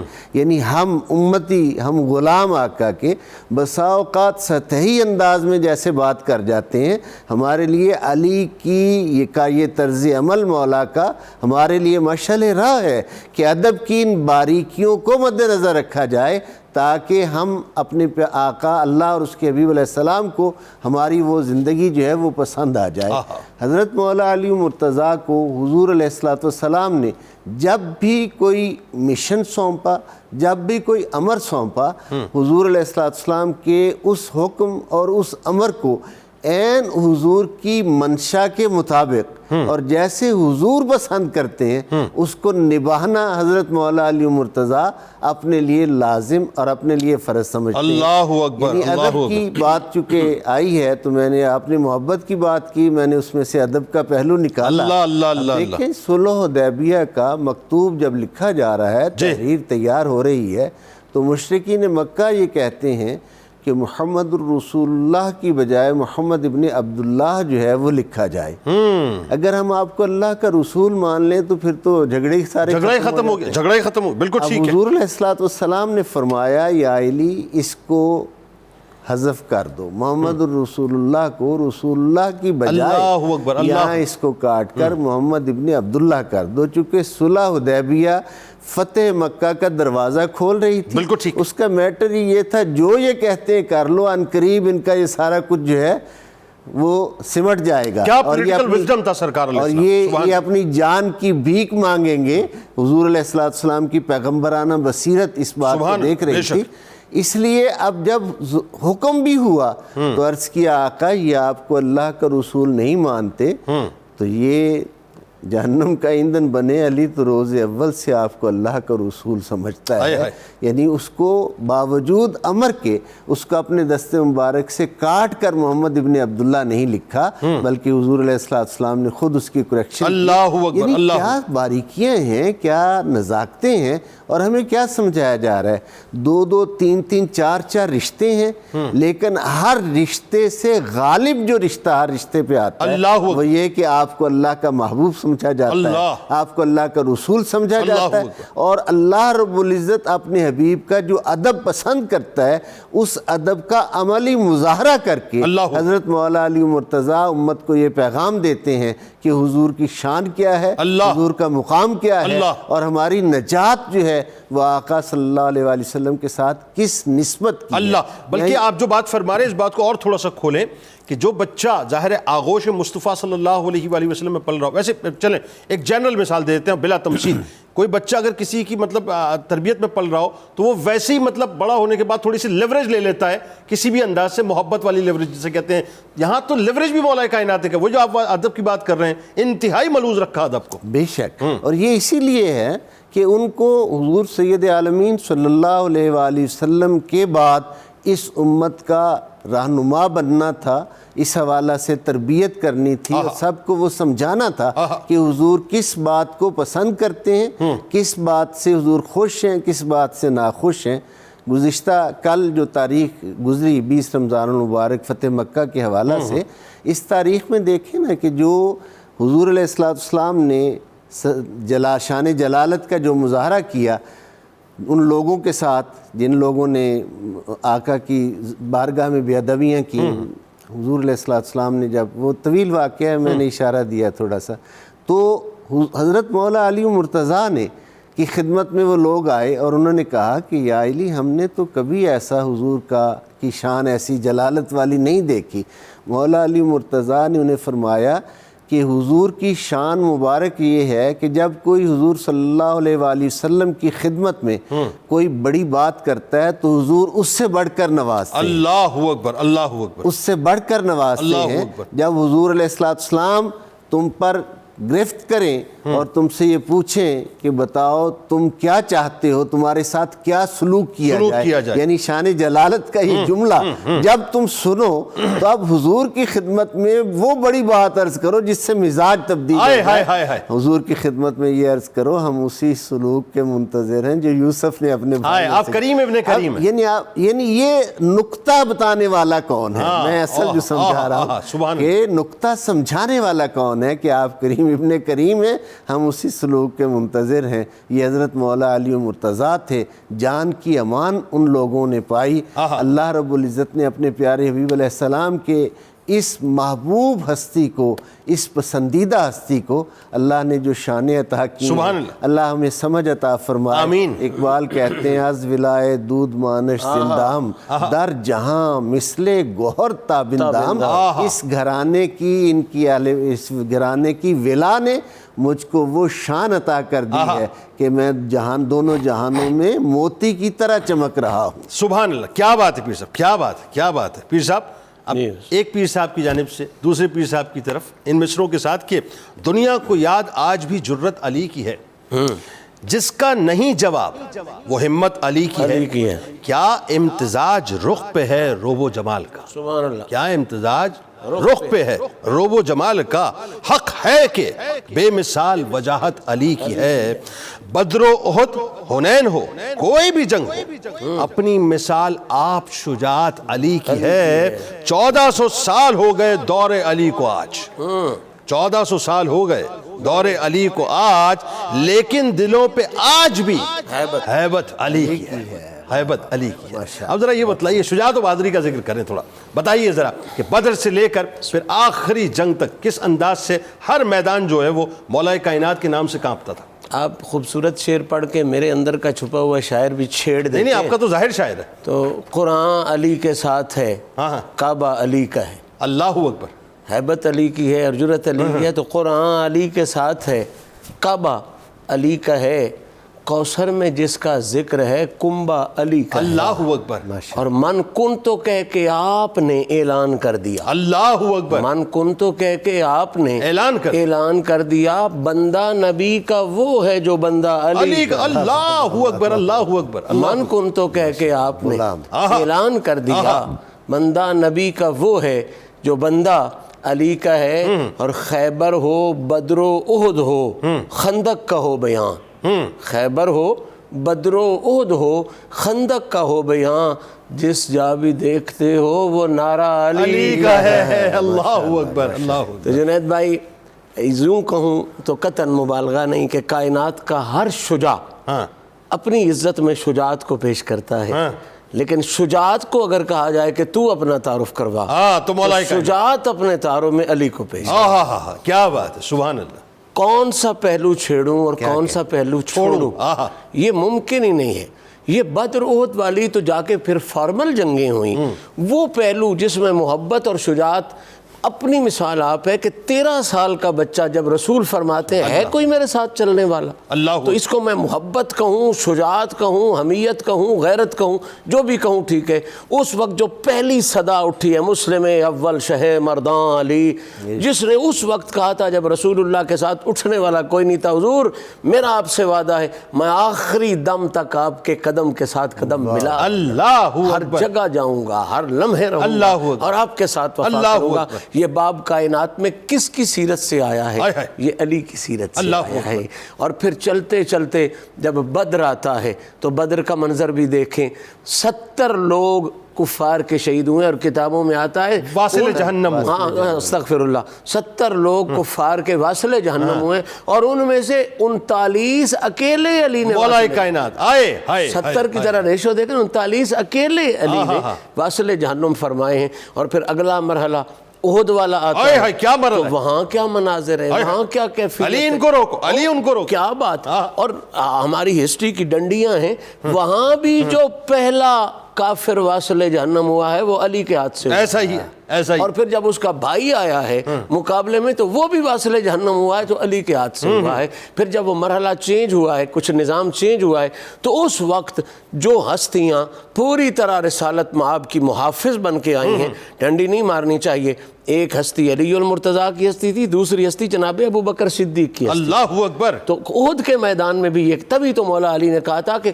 بلا شبہ میں بھی شجاعت والا ہوں لیکن شجاعت ابو بکر کی بھی کم نہیں ہے پھر بدر کا تو انہوں نے حوالہ دیا تھا جب عریش کے پاس لیکن وہ بات مکمل کیجئے جبرائیل امی کا آنا پھر آگے چلتے ہیں نہیں آگے نہ چلیں ابھی تو احد میں رکھے ہمیں جبرائیل امی کی آمد بھی ہو جائے نا وہ جو اوپر سے باقاعدہ پیغام آیا علی مجھ سے میں علی سے ہوں بتائیے وہ بھی ہے اور اس کے ساتھ ساتھ پھر وہ علامہ جامی نے پتہ نا کیا کیا کہا کہ جنگ احد چون نبی ماند تنہا کہ جنگ احد میں جب نبی اکیلے ہو گئے تو اللہ کریم نے پھر فرستادے کو بھیجا اور کہا نادے علی را اے محبوب اب علی کو پکار یہ تیری نوکری کرتے ہوئے کافروں پر غلبہ حاصل کر اللہ اکبر تو یہ جنگ احد کے مناظر ہیں پھر جنگ خندق ایسا باب ہے کہ بلا شجاعت علی کا کہ جس کو مس کرنا انتہائی ناانصافی ہے۔ جنگ خندق کا وہ مرحلہ ہے جب میرے مصطفیٰ نے علی کی شجاعت کو بیان کرتے ہوئے ارشاد فرمایا تھا ضربۃ علی یوم الخندق افضل من عبادت الثقلین۔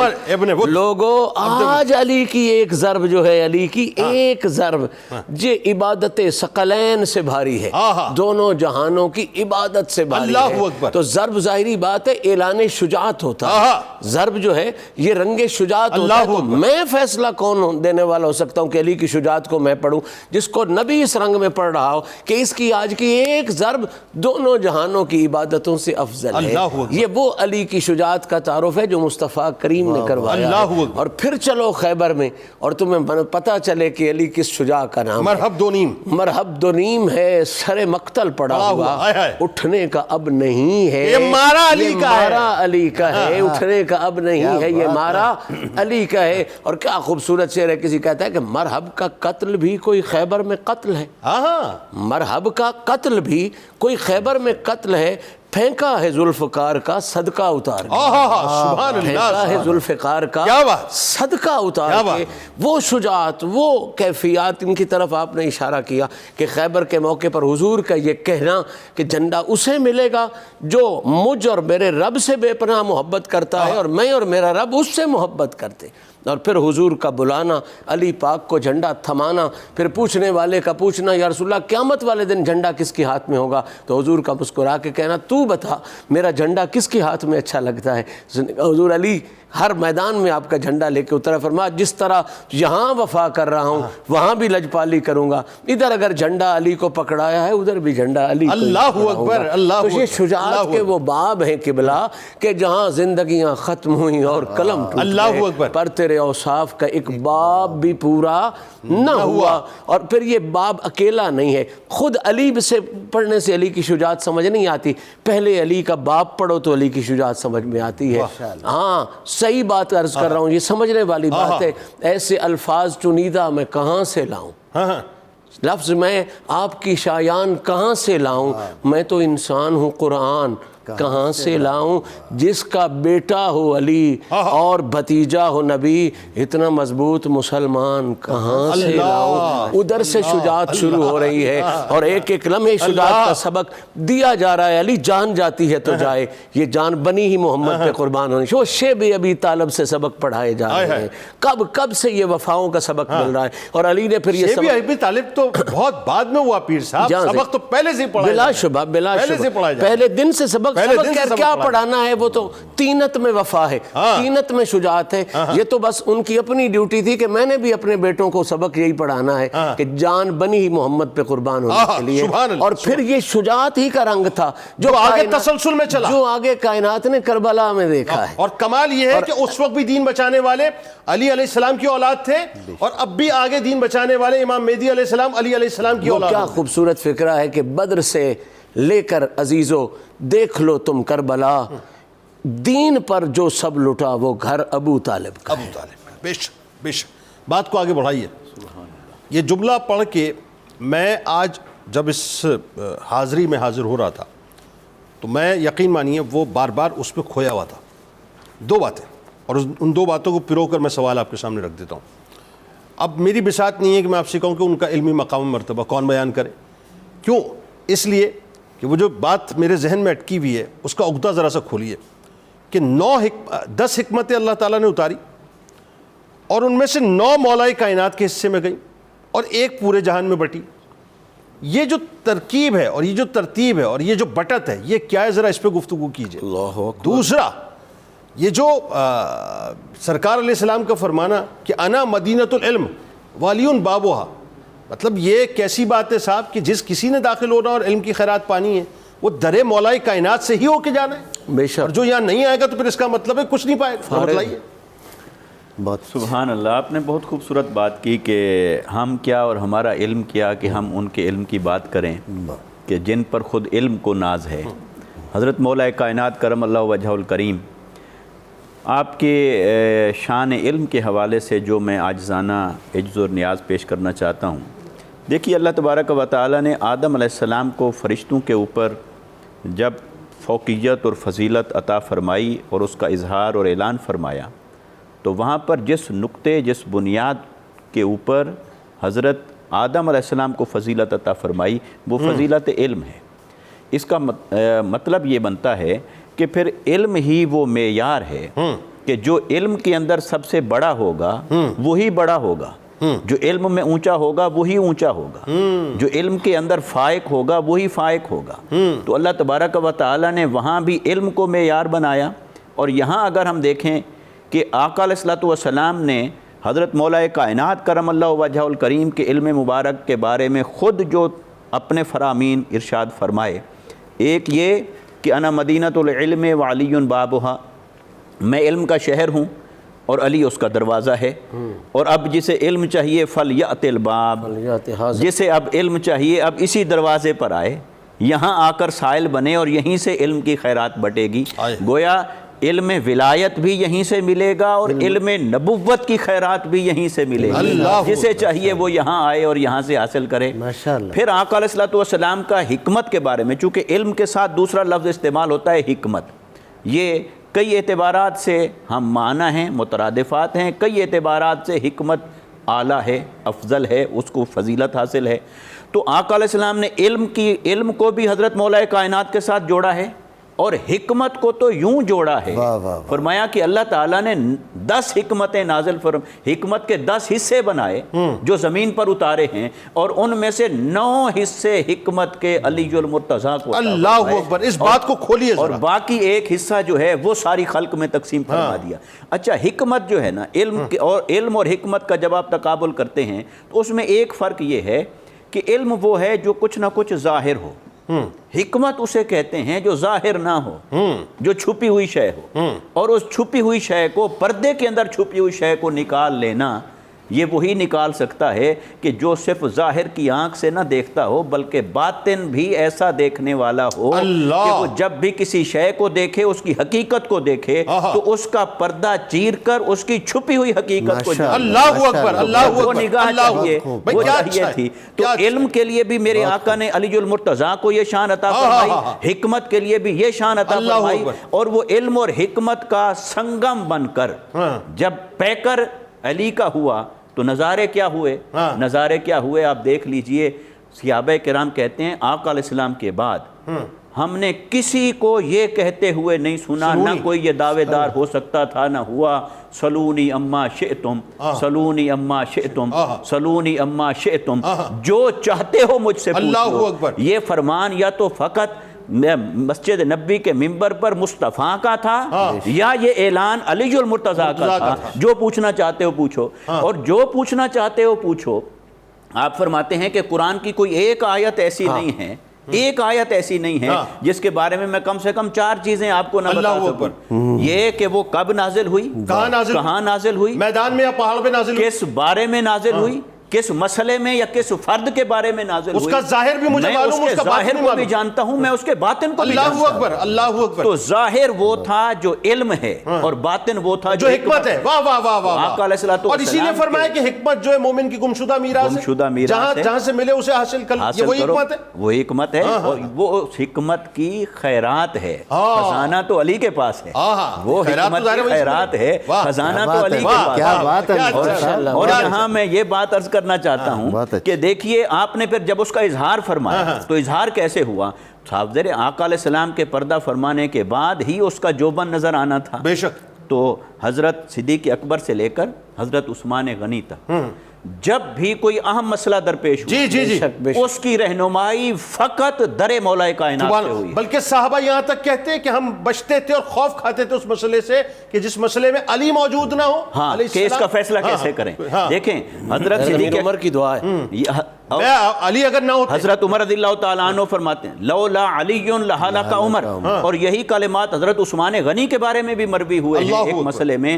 فرمایا کہ اگر علی نہ ہوتا تو آج میں ہلاک ہو گیا. اور وہ مسئلہ تھا ایک عورت کا, اس کے اوپر حد جاری کرنے کا. 6 ماہ میں بچہ پیدا ہوا, تہمت لگانے والوں نے لگا دی اور حضرت عمر نے ظاہر کی گواہیوں پر, شہادت پر فیصلہ فرما دیا. تو حضرت علی تشریف لے آئے. فرمایا یہ کیا کر رہے ہو؟ کہا گواہیاں ہیں. فرمایا گواہیوں کو چھوڑو, قرآن کو دیکھو. قرآن کیا کہتا ہے؟ ایک آیت میں قرآن نے کہا کہ عورت کے پریگنینسی اور بچے کی رضاعت, اس کو دونوں کو ملا کے کہا 30 مہینے 30 months، اور دوسرے مقام پر قرآن نے دودھ پلانے کی جو عمر ہے بچے کی اس کو 2 سال کہا، ٹھیک، تو 24 مہینے اس کا مطلب ہے 6 مہینے میں بچے کی ولادت ہو سکتی ہے، یہ قرآن کہہ رہا ہے۔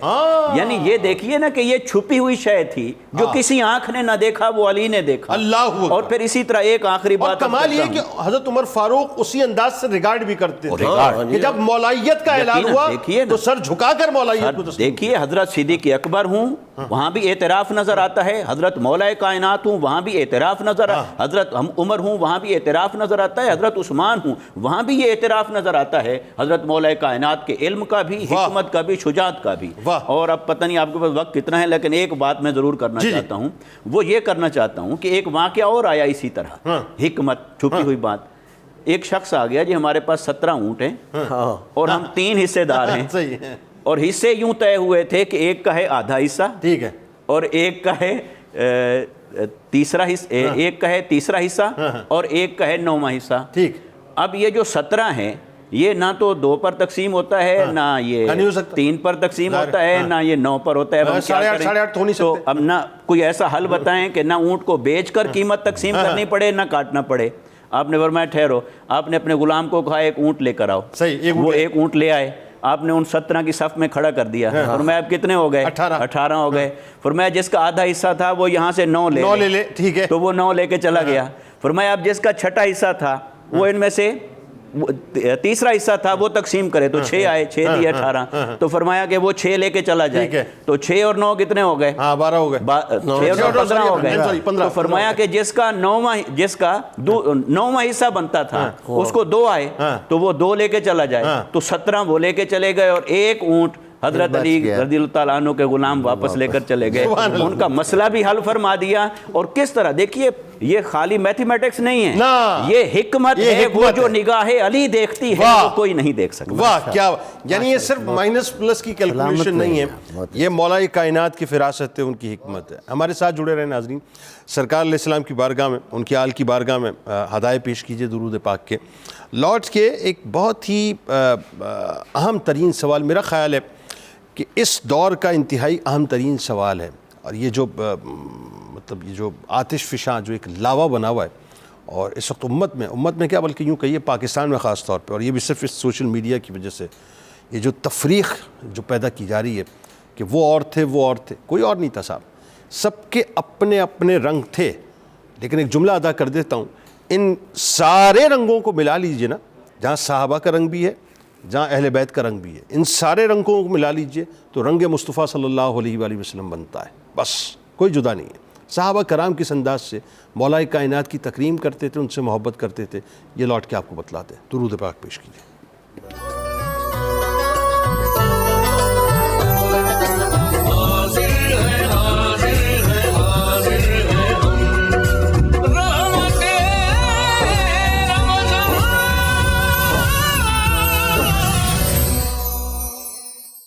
اچھا صرف آج والے علی علی نہیں کہتے، 1400 برس پہلے والے بھی علی علی کہتے تھے، اور ہم جیسے صرف گناہگاری نہیں کہتے، سرکار کے غلام بھی علی علی کہتے ہیں، جن کو ہم صحابہ کہتے ہیں۔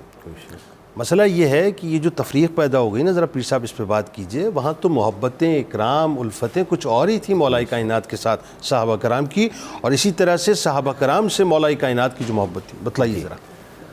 آپ اپنے انٹرو میں جب یہ کہتے ہیں کہ یہ 1445 ہجری کا رمضان المبارک ہے، اس پہ میرا جی چاہتا ہے کہ محبت کا ایک مظہر جو ہے وہ پیش کروں۔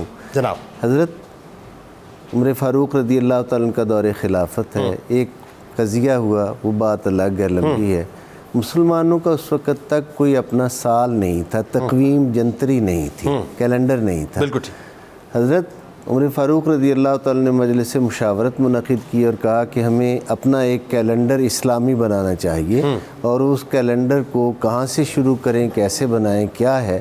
تو مختلف آراء تھیں، کسی کی یہ رائے تھی، کسی۔ حضرت امیر المومنین مولا کائنات مولا علی علیہ السلام نے فرمایا کہ حضور سید عالمین صلی اللہ علیہ وآلہ وسلم کی حیات مبارک میں سب سے بڑا مرحلہ حضور کی ہجرت ہے، اس لیے ہم اپنی اسلامی تقویم کو، اسلامی کیلنڈر کو حضور علیہ السلام کی ہجرت سے شروع کریں گے۔ اب آپ جب کہتے ہیں ہجری، اتنا سن ہجری، اس سے مراد یہ کہ اسی بات کو پسند کیا گیا، اسی کو نافذ کیا گیا، اور یہ اسی طریقہ سے پھر آگے مسلمانوں میں جو ہے یہ رائج ہوا۔ یعنی ان کی رائے، کسی کی رائے کو فوقیت تب دی جاتی ہے، دل و جان سے تسلیم تب کیا جاتا ہے جب اس سے انسان کا قلبی لگا، جب ایک تو اسٹیٹس کو تسلیم کیا جائے اور محبت کی جائے اور تسلیم کیا جائے کہ ان کا مقام یہ ہے۔ بالکل صحیح۔ حضرت مولا علی مرتضیٰ یعنی علم القضاء، فیصلے کرنے کا علم، لوگوں کے درمیان فقہ کا علم، اور یہ اصول صرف اور نحو کے، یہ سارا فیضان آپ کا ہی عطا کردہ ہے۔ یہ جو اس وقت پوری دنیا میں قرآن صحیح تلفظ اور لغت قریش کے مطابق پڑھا جا رہا ہے، یہ حضرت مولا علی مرتضیٰ نے تو اصول صرف اور نحو کے وضع کیے، اور یہ جو حدیث حضور کے فرامین پڑھے جا رہے ہیں، یہ سارا باب مدینۃ العلم بے سبب نہیں میرے آقا نے فرمایا، وہ اسی لیے ساری کرم کی خیرات جو ہے وہ یہاں سے بٹ رہی ہے۔ ایک اور واقعہ حضرت عمر فاروق رضی اللہ تعالیٰ کے دور میں ہوا، یعنی ایک آپ کا حکم تھا کہ جب ابو الحسن کچھ فرمائیں تو کوئی دوسرا شخص اپنی رائے نہ دے، یعنی جب یہ فرمائیں تو ان کی رائے ہی سب سے زیادہ مسلم ہے اور ان کی رائے ہی سب سے زیادہ عام ہے۔ ایک مسئلہ یہ پیدا ہوا کہ ایک جگہ پر قبائلی زندگی تھی، ایک جگہ پر دو خواتین نے تنہائی میں، خلوت میں، ان کا زچگی کا عمل ہوا، پریگننسی ہوئی، ایک کے بیٹا پیدا ہوا، ایک کے بیٹی پیدا ہوئی۔ وہ جو بیٹی والی تھی وہ تھوڑی ایکٹیو تھی، جلدی سنبھلی، اس نے بیٹا اپنی طرف کر لیا اور بیٹی جو تھی وہ ادھر بیٹے والے کی طرف کر لی۔ ٹھیک ہے۔ تھوڑی دیر کے بعد وہ جب سنبھلی، دودھ پلانے کا وقت آیا تو بیٹے کی ماں جو تھی، حقیقی ماں، وہ اپنی رغبت بیٹے کی طرف محسوس کرے، وہ ایک قدرتی جو اللہ کا اپنا ایک نظام ہے اس کے تحت، لیکن اس نے کہا نہیں یہ بیٹا تو میرا ہے، یہ تیری تو یہ بیٹی ہے۔ اس نے کہا نہیں ایسا نہیں ہے۔ حضرت عمر فاروق رضی اللہ تعالیٰ کی بارگاہ میں حاضر ہوئے کہ یہ معاملہ ہے، ان کے ورثاء لواحقین۔ آپ نے فرمایا حضرت کی خدمت میں یہ معاملہ بھیجو۔ جناب حضرت امیر المومنین کی خدمت میں یہ معاملہ بھیجا اور ساتھ اپنے ایک غلام کو کہا کہ ذرا جا کر دیکھو علی اس کا فیصلہ کیسے کرتے، کیونکہ نظام عدل جو ہے وہ تو شہادتوں پہ ہے، گواہیوں پہ ہے۔ اب یہاں دونوں خواتین ہیں اور دونوں کوئی شہادت نہیں ہے، اس کا فیصلہ کیسے کرتے، ذرا یہ دیکھ کے آنا۔ جب وہ معاملہ آپ کی بارگاہ میں پیش ہوا تو حضرت مولا کائنات نے اپنے بہت ہی محبوب اور پیارے غلام، پیر صاحب مزہ لیں گے اس بات سے، قنبر کو حکم دیا کہ قنبر ایک ہی وزن کی، ایک ہی حجم کی 2 شیشیاں لے کر آؤ۔ ایک ہی حجم کی 2 شیشیاں جب وہ لے کر آئے تو حکم دیا پردے میں جا کر اپنا دودھ دونوں ڈال کے لے کے آؤ۔ وہ دودھ لے کر جب حاضر ہوئے تو پیش کیا گیا تو آپ نے تصدیق کر لی، یہ تمہارا ٹھیک ہے۔ اب اس کے بعد فرمایا قنبر ذرا وزن کرو، اب حجم ایک ہے، سائز ایک ہے، دودھ ان میں کوانٹٹی ایک ہے، اس کا وزن کرو۔ جب وزن کیا تو جو لڑکے کی حقیقی ماں تھی اس کے دودھ کا وزن زیادہ تھا۔ ٹھیک، یہ بیٹا اس کا ہے، بیٹا اس کا ہے، فیصلہ ہو گیا، بیٹا اس کا ہے۔ جب اس نے خادم نے جا کے بتایا، آپ نے کہا جاؤ میرا سلام عرض کرو اور پوچھو یا علی یہ مسئلہ کہاں سے لیا، حل کیسے کیا؟ تو آپ نے فرمایا قرآن حکیم میں جہاں اللہ نے سورہ نساء میں احکامات وراثت بیان کیے ہیں، وہاں اللہ نے فرمایا للذکر مثل حظ الانثیین، تمہارے ایک بیٹے کا حصہ 2 بیٹیوں کے برابر ہے۔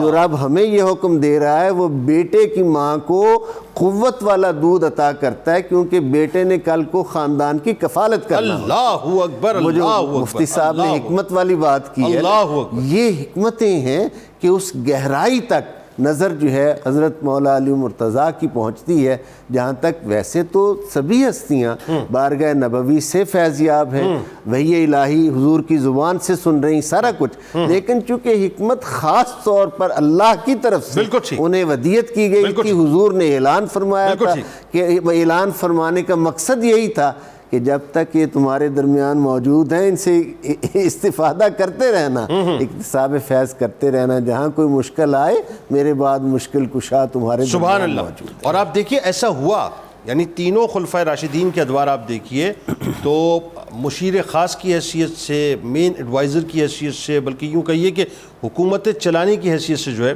خلفائے راشدین کے ساتھ ساتھ جو ہے وہ پہلا کردار جو ہے وہ آپ ہی کا رہا. اور کمال یہ ہے کہ چاہے صدیق اکبر ہوں، چاہے عمر فاروق ہوں، چاہے عثمان غنی رضوان اللہ تعالیٰ علیہ مجمعین، کبھی آپ کی رائے سے جو ہے انہوں نے اختلاف بھی نہیں کیا اور ڈیویٹ بھی نہیں کیا. اب آئیے ذرا پیر صاحب، جو ایک بڑا پہلو، اور یہ پہلو ایسا ہے کہ یہ خاصہ بھی اہل بیت اطہار کا ہے، زہد در مولا کائنات سے صدقہ لے، تقوی در مولا کائنات سے صدقہ لے، سخاوت در مولا کائنات سے صدقہ لے، اور پھر اس کے بعد جو ہے یہ نام بنتے ہیں ہمارے سامنے کہ زہد ہے، تقوی اور سخاوت ہے. بتلائیے ذرا.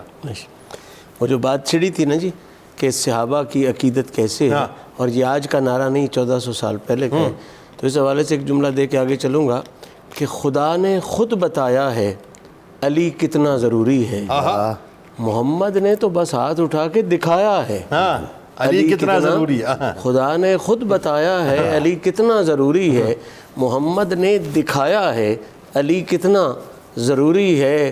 اکیلا مشہدی نہیں، اکیلا مشہدی نہیں، عمر سلمان و بوذر نے بہت پہلے بتایا ہے علی کتنا. اللہ اکبر، اللہ اور اکبر. جو شخص بھی آقا کا وفادار نہیں ہے واللہ کسی شان کا حقدار نہیں ہے. اور باب العلم کی بات کر رہے ہیں، جو علی کے پاس نہیں گیا اس کے پلے کیا ہے. جس کو بھی ولایت کا، جو شخص ولایت کا، جس کو بھی ولایت کا کچھ اقرار نہیں ہے، پھر کچھ بھی تیرے پاس وہ فنکار نہیں ہے. اور اگلا جملہ ضروری ہے اور وہ بڑا ضروری ہے، وہ یہ ہے کہ کردار میں ستھرا تھا جو میسون کا بیٹا، کردار میں ستھرا تھا جو میسون کا بیٹا، پھر کوئی بھی دنیا میں خطا کار نہیں ہے. اور مشکوک ہے گر الفت بو بکر و عمر بھی، پھر کوئی زمانے میں وفادار. اللہ اکبر، اللہ اکبر. مشکوک ہے گر الفت بو بکر و عمر بھی، پھر کوئی زمانے میں وفادار نہیں ہے. اور جنید بھائی، ہم مشہدی منگتے ہیں گدا یعنی علی کے، ہاں بے شک ہم مشہدی منگتے ہیں در شاہ نجف کے. کیوں؟ اس در کے گداؤں کو کبھی ہار نہیں ہے. اللہ بات چلی ہے زہد کی، بات چلی ہے تقوی کی، بات چلی ہے سخاوت کی. جس طرح آپ کہہ رہے تھے کہ یہ تعارف ہے، علی کا تعارف یہ نہیں ہے، ان کا تعارف علی ہے. ان الفاظ کا تعارف، ان الفاظ کا، ان جذبوں کا تعارف، ان حقیقتوں کا تعارف علی ہے.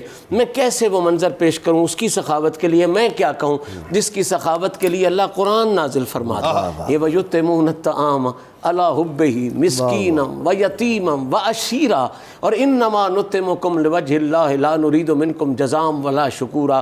ایک رات کے لیے یتیم بن کے آنے والے کو دے دیا، ایک کے لیے مسکین بن کے آنے والے کو دے دیا، ایک کے لیے قیدی بن کے آنے والے کو دے دیا. اور وہ کوئی عام قیدی نہیں تھا کتابیں پڑھیں، وہ کہیں اور سے آیا ہوا تھا.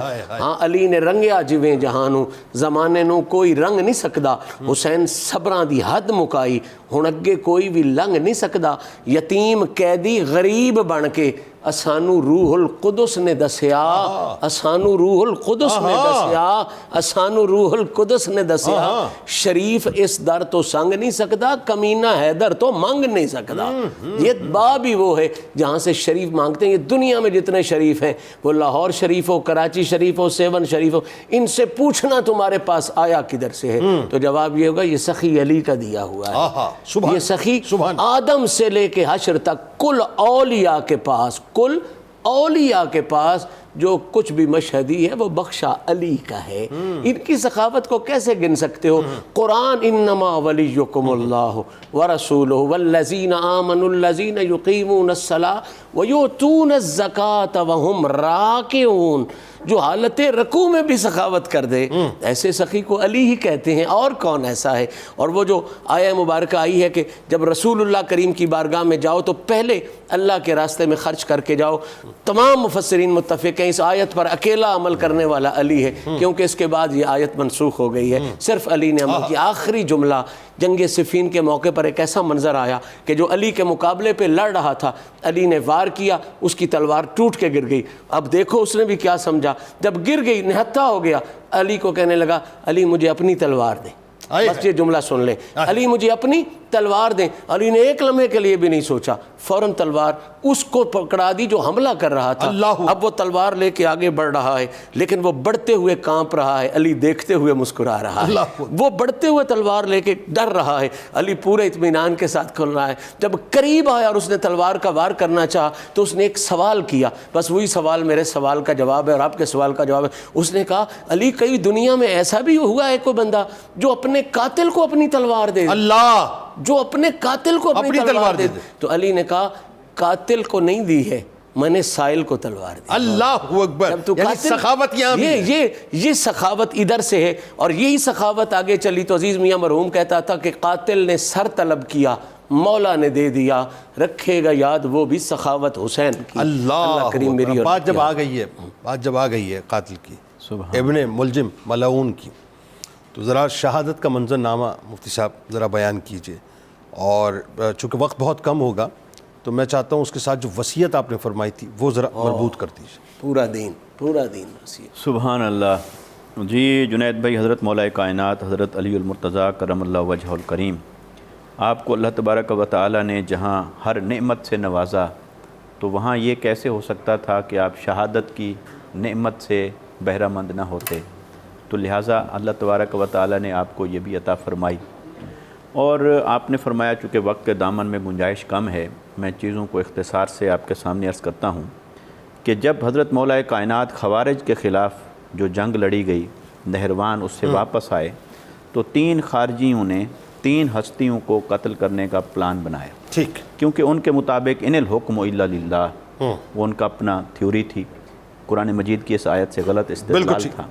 تو عبد الرحمن ابن ملجم وہ حضرت مولا کائنات کی اس شہادت کے لیے، قتل کے لیے ارادہ کر کے آیا، اور مسجد میں آ کر قیام کرتا ہے رات کو، اور صبح مسجد کے اندر سب سے پہلے داخل ہونے والے حضرت مولا کائنات ہیں، اللہ، اور وہ وہاں سویا ہے اور آپ کے انتظار میں سویا ہے، اور آپ ہی جا کر اسے جگاتے ہیں کہ اٹھو اور اللہ کے حضور نماز کا وقت ہو گیا ہے، اللہ، آپ ہی جگاتے ہیں اسے، اور پھر آپ جب نماز میں کھڑے ہوتے ہیں تو وہ دوران نماز آپ کے اوپر وار کرتا ہے، اور تلوار کو اس نے زہر آلود کر رکھا تھا، اللہ، اس سے حضرت مولا کائنات کرم اللہ وجہ الکریم بہت زخمی ہو جاتے ہیں، اور اس کے باوجود اس حالت میں بھی جب لوگوں نے اسے پکڑ لیا تو آپ عدل اور انصاف کے وہ پیکر ہیں کہ آپ اسی وقت انہی کو فرماتے ہیں کہ دیکھو اسے ابھی کوئی اذیت نہیں دینی، اسے مارنا نہیں ہے، ٹھہرو، اگر تو اللہ نے مجھے زندگی حیات عطا فرمائی تو اس کا فیصلہ میں خود کروں گا۔ اوہو،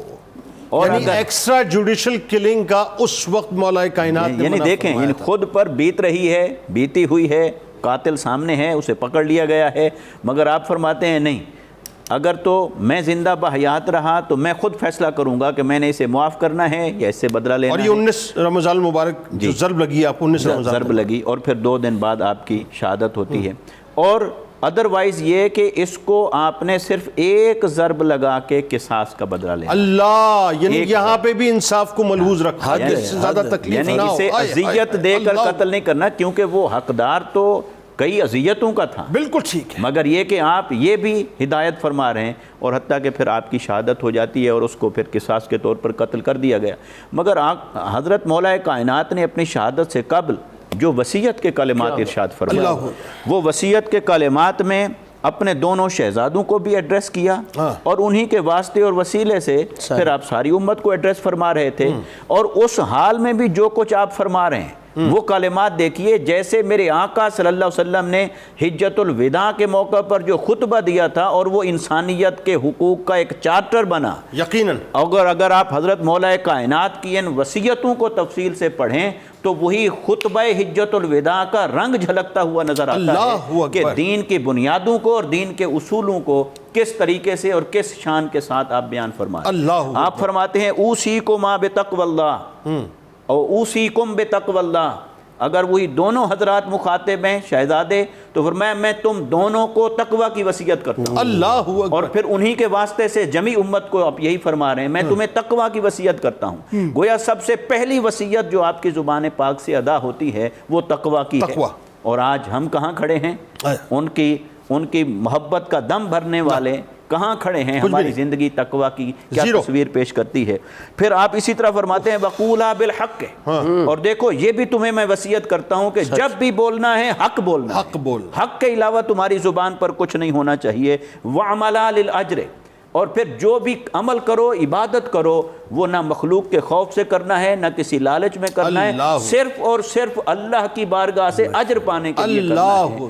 یہ آپ کی وہ شان اور خاصیت تھی جو آیت نظر کے اندر قرآن مجید خود بیان فرما چکا تھا کہ یہ جو بھی کام کرتے ہیں وہ صرف اللہ کی رضا کے لیے کرتے ہیں۔ اور آخری ایک اور وصیت بھی عرض کرنا چاہتا ہوں، فرمایا وَكُونَا لِلظَّالِمِ خَصْمًا وَلِلْمَظْلُومِ عَوْنًا، فرمایا دیکھو کائنات میں جہاں دیکھو گے ایک طرف ظالم کھڑا ہے، ایک طرف مظلوم کھڑا ہے، فرمایا ظالم کے مد مقابل کھڑے ہونا اور مظلوم کی حمایت میں کھڑے ہونا، ہمیشہ ظلم کے خلاف کھڑے ہونا۔ اور فرمایا اوصیکما وجمیع ولدی واہلی ومن بلغہ کتابی، ہر ایک کو میں وصیت کرتا ہوں، میری اولاد کو، میری اہل کو، اور جس تک میری یہ وصیت پہنچے، بتقوی اللہ و نظم امرکم، تقوی کی وصیت کرتا ہوں اور اس بات کی وصیت کرتا ہوں کہ نظم کو قائم رکھنا اپنے امر میں، امور دنیا میں یا نظام ریاست میں، یعنی اسٹیٹ کو نظام اور قانون کے اوپر قائم اور دائم رہنے کی آپ وصیت فرما رہے ہیں کہ ریاستیں نہیں چلا کرتی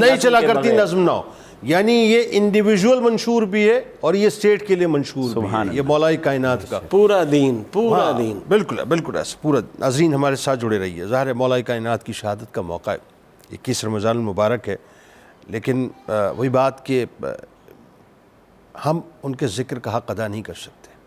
بہت شان والی ہستیاں، بہت شان والی ہستیاں، بس اس تیقن کے ساتھ کہ کل بروز محشر ان کے غلاموں میں ہمارا نام شامل ہو جائے انشاءاللہ۔ درود پاک پیش کیجئے سرکار کی بارگاہ میں، ان کی آل کی بارگاہ میں پیش کیجئے، لوٹ کے آپ کو انشاءاللہ مجموعہ کلام سنواتے ہیں۔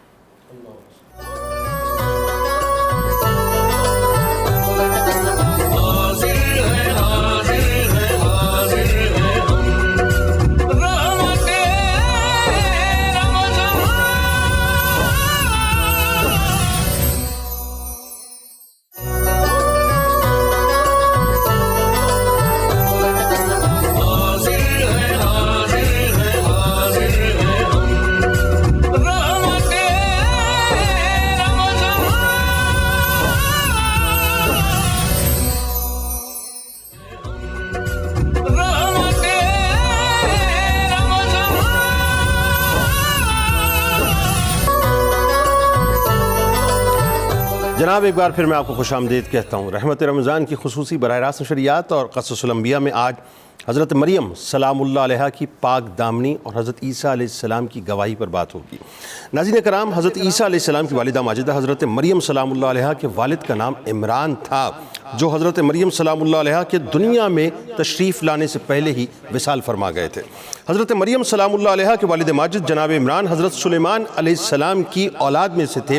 اسی مناسبت سے مسجد اقصیٰ کی امامت اور دیکھ بھال اسی گھرانے کے پاس تھی۔ تفسیر بیضاوی میں ہے کہ حضرت مریم سلام اللہ علیہ کی والدہ محترمہ حضرت حنہ رضی اللہ تعالیٰ عنہ، جو کہ حضرت سیدنا یحییٰ علیہ السلام کی خالہ تھیں، زہد و تقوی میں اپنی مثال آپ تھیں۔ حضرت حنہ رضی اللہ تعالیٰ عنہ کے اولاد نہ تھی۔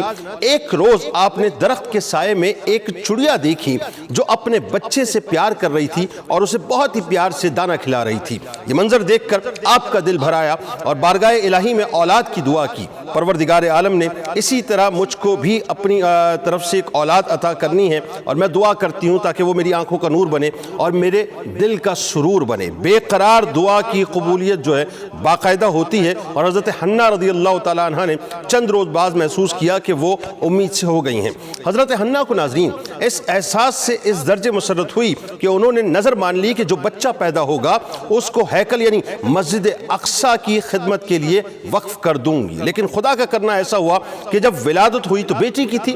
جہاں تک اولاد کا تعلق ہے، حضرت حنہ رضی اللہ تعالیٰ عنہ کے لیے یہ لڑکی بھی لڑکے سے کم نہ تھی ناظرین، مگر ان کو شدت سے یہ احساس ہوا کہ میں نے جو نظر مانی تھی وہ پوری نہ ہو سکے گی، کیونکہ لڑکی مسجد اقصیٰ کی خدمت کیوں کر انجام دے گی؟ یہ کام تو مردی ظاہر انجام دے سکتے ہیں، لیکن اللہ تعالیٰ نے بطور الہام ہاتف غیبی سے ان کے افسوس کو مسرت سے یہ کہہ کر بدل دیا کہ ہم نے تیری لڑکی ہی کو قبول کر لیا ہے، اور اس کی وجہ سے تیرے خاندان اور زیادہ معزز ہو جائے گا اور مبارک قرار پائے گا۔ اس بات کو اللہ تعالیٰ نے قرآن مجید کی سورہ آل عمران کی آیت نمبر 35 اور 36 میں یوں بیان کیا ہے، اور یاد کریں جب عمران کی بیوی نے عرض کیا اے میرے رب، جو میرے پیٹ میں ہے میں اسے دیگر ذمہ داریوں سے آزاد کر کے خالص تیری نظر کرتی ہوں، سو تو میری طرف سے یہ نذرانہ قبول فرما لے، بے شک تو خوب سننے والا خوب جاننے والا ہے۔ پھر جب اس نے لڑکی جنی تو عرض کرنے لگی مولا میں نے تو یہ لڑکی جنی ہے، حالانکہ جو کچھ اس نے جنا اللہ تعالیٰ اسے خوب جانتا تھا۔ وہ بولی اور لڑکا جو میں نے مانگا تھا ہرگز اس لڑکی جیسا نہیں ہو سکتا جو اللہ نے عطا کیا ہے، اور میں نے اس کا نام ہی مریم عبادت گزار رکھ دیا ہے، اور بے شک میں اس کو اس کی اولاد کو شیطان مردود کے شر سے تیری پناہ میں دیتی ہوں۔ ناظرین کرام، اللہ تبارک و تعالیٰ نے اپنی جناب سے خاص کام کے لیے اس نو مولود کو جو دنیا میں بھیجا، اس کی پرورش کا بھی خاص انداز سے انتظام ظاہر کیا، اور ایک ایسا بندوبست کیا جو خالق کائنات کا حسین ترین شاہکار ہے۔ یعنی چونکہ حضرت مریم سلام اللہ علیہ کی ولادت سے قبل ہی آپ کے والد ماجد اس دار فانی سے کوچ کر چکے تھے، اس لیے حضرت حنہ نے ولادت کے بعد آپ کو ایک کپڑے میں لپیٹ کر بیت المقدس کے علماء کے سامنے پیش کر دیا تاکہ وہ انہیں اپنی کفالت میں لے لیں۔ یہ معزز علماء حضرت ہارون علیہ السلام کی اولاد میں سے تھے اور بیت المقدس کی خدمت پر مقرر تھے۔ چونکہ آپ کے والد حضرت عمران رضی اللہ تعالیٰ عنہ ان علماء میں ممتاز تھے، اس لیے ان سب علماء نے جن کی تعداد 29 تھی حضرت مریم سلام اللہ علیہ کو اپنی پرورش میں لینے کے لیے رغبت ظاہر کی۔ یہ بچی چونکہ ان کے امام و پیشوا کی بیٹی تھی لہٰذا اس کے متعلق سب جھگڑے میں آ گئے کہ میں اس کا کفیل بنوں گا۔ حضرت زکریا علیہ السلام نے فرمایا کہ میں ان سب کا سب سے زیادہ حقدار ہوں کیونکہ میرے گھر میں ان کی خالہ ہیں۔ معاملہ اس پر ختم ہوا کہ قرآن اندازی کی جائے، چنانچہ قرآن حضرت زکریا علیہ السلام ہی کے نام نکلا، اور یوں حضرت مریم سلام اللہ علیہ حضرت زکریا علیہ السلام کی کفالت میں چلی گئیں۔ اس بات کو اللہ تبارک و تعالیٰ نے سورہ آل عمران کی آیت نمبر 37 میں یوں بیان کیا ہے، سو اس کے رب نے اس مریم کو اچھی قبولیت کے ساتھ قبول فرمایا اور اسے اچھی پرورش کے ساتھ پروان چڑھایا اور اس کی نگہبانی حضرت زکریا علیہ السلام کے سپرد کر دی۔ حضرت زکریا علیہ السلام نے حضرت مریم سلام اللہ علیہ کے لیے مسجد کا ایک محراب باقاعدہ مختص کر دیا، اور اس میں کسی کو آنے جانے کی اجازت تک نہ تھی سوائے حضرت زکریا علیہ السلام کے۔ یوں آپ سلام اللہ علیہ کی پرورش کا خاص اہتمام ہونے لگا۔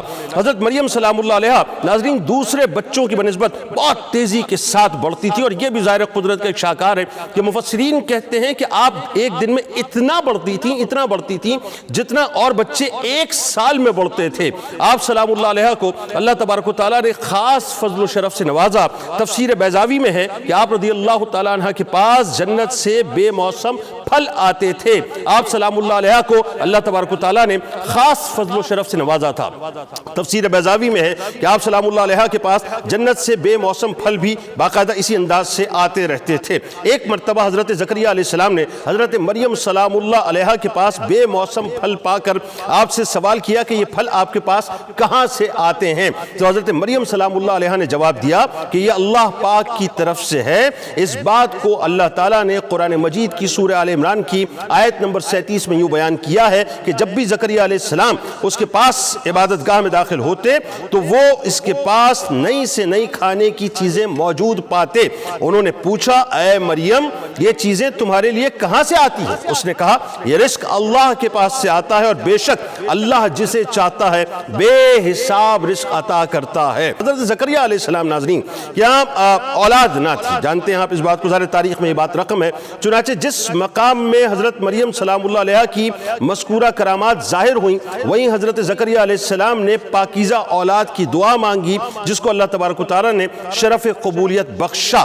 اللہ تبارک و تعالیٰ ناظرین جب کسی سے کوئی بڑا کام لینا چاہتا ہے اس کو بڑا مقام عطا فرماتا ہے تو آپ جانتے ہیں کہ اس پر پھر آزمائش بھی اسی طرح سے ہوا کرتی ہے۔ حضرت مریم سلام اللہ علیہ ایک عرصے تک اللہ کی عبادت میں مشغول رہ کر پاکیزہ زندگی بسر کرتی رہیں۔ اللہ تبارک و تعالیٰ نے ان کی عظمت کو اور زیادہ بلند فرمایا۔ قرآن مجید کی سورہ مریم کی آیت نمبر 16 میں حضرت مریم سلام اللہ علیہ کے بطن اطہر سے پیارے بیٹے سیدنا عیسیٰ علیہ السلام کی معجزہ معجزاتی ولادت کا تذکرہ کچھ یوں بیان ہوا ہے، اور اے حبیب مکرم آپ کتاب یعنی قرآن مجید میں مریم سلام اللہ علیہا کا ذکر کیجئے جب وہ اپنے گھر والوں سے الگ ہو کر عبادت کے لیے خلوت اختیار کرتے ہوئے مشرقی مکان میں آ گئیں تو ہم نے ان کی طرف اپنی روح یعنی فرشتہ جبرائیل علیہ السلام کو بھیجا، سو جبرائیل ان کے سامنے مکمل بشری صورت میں ظاہر ہوا۔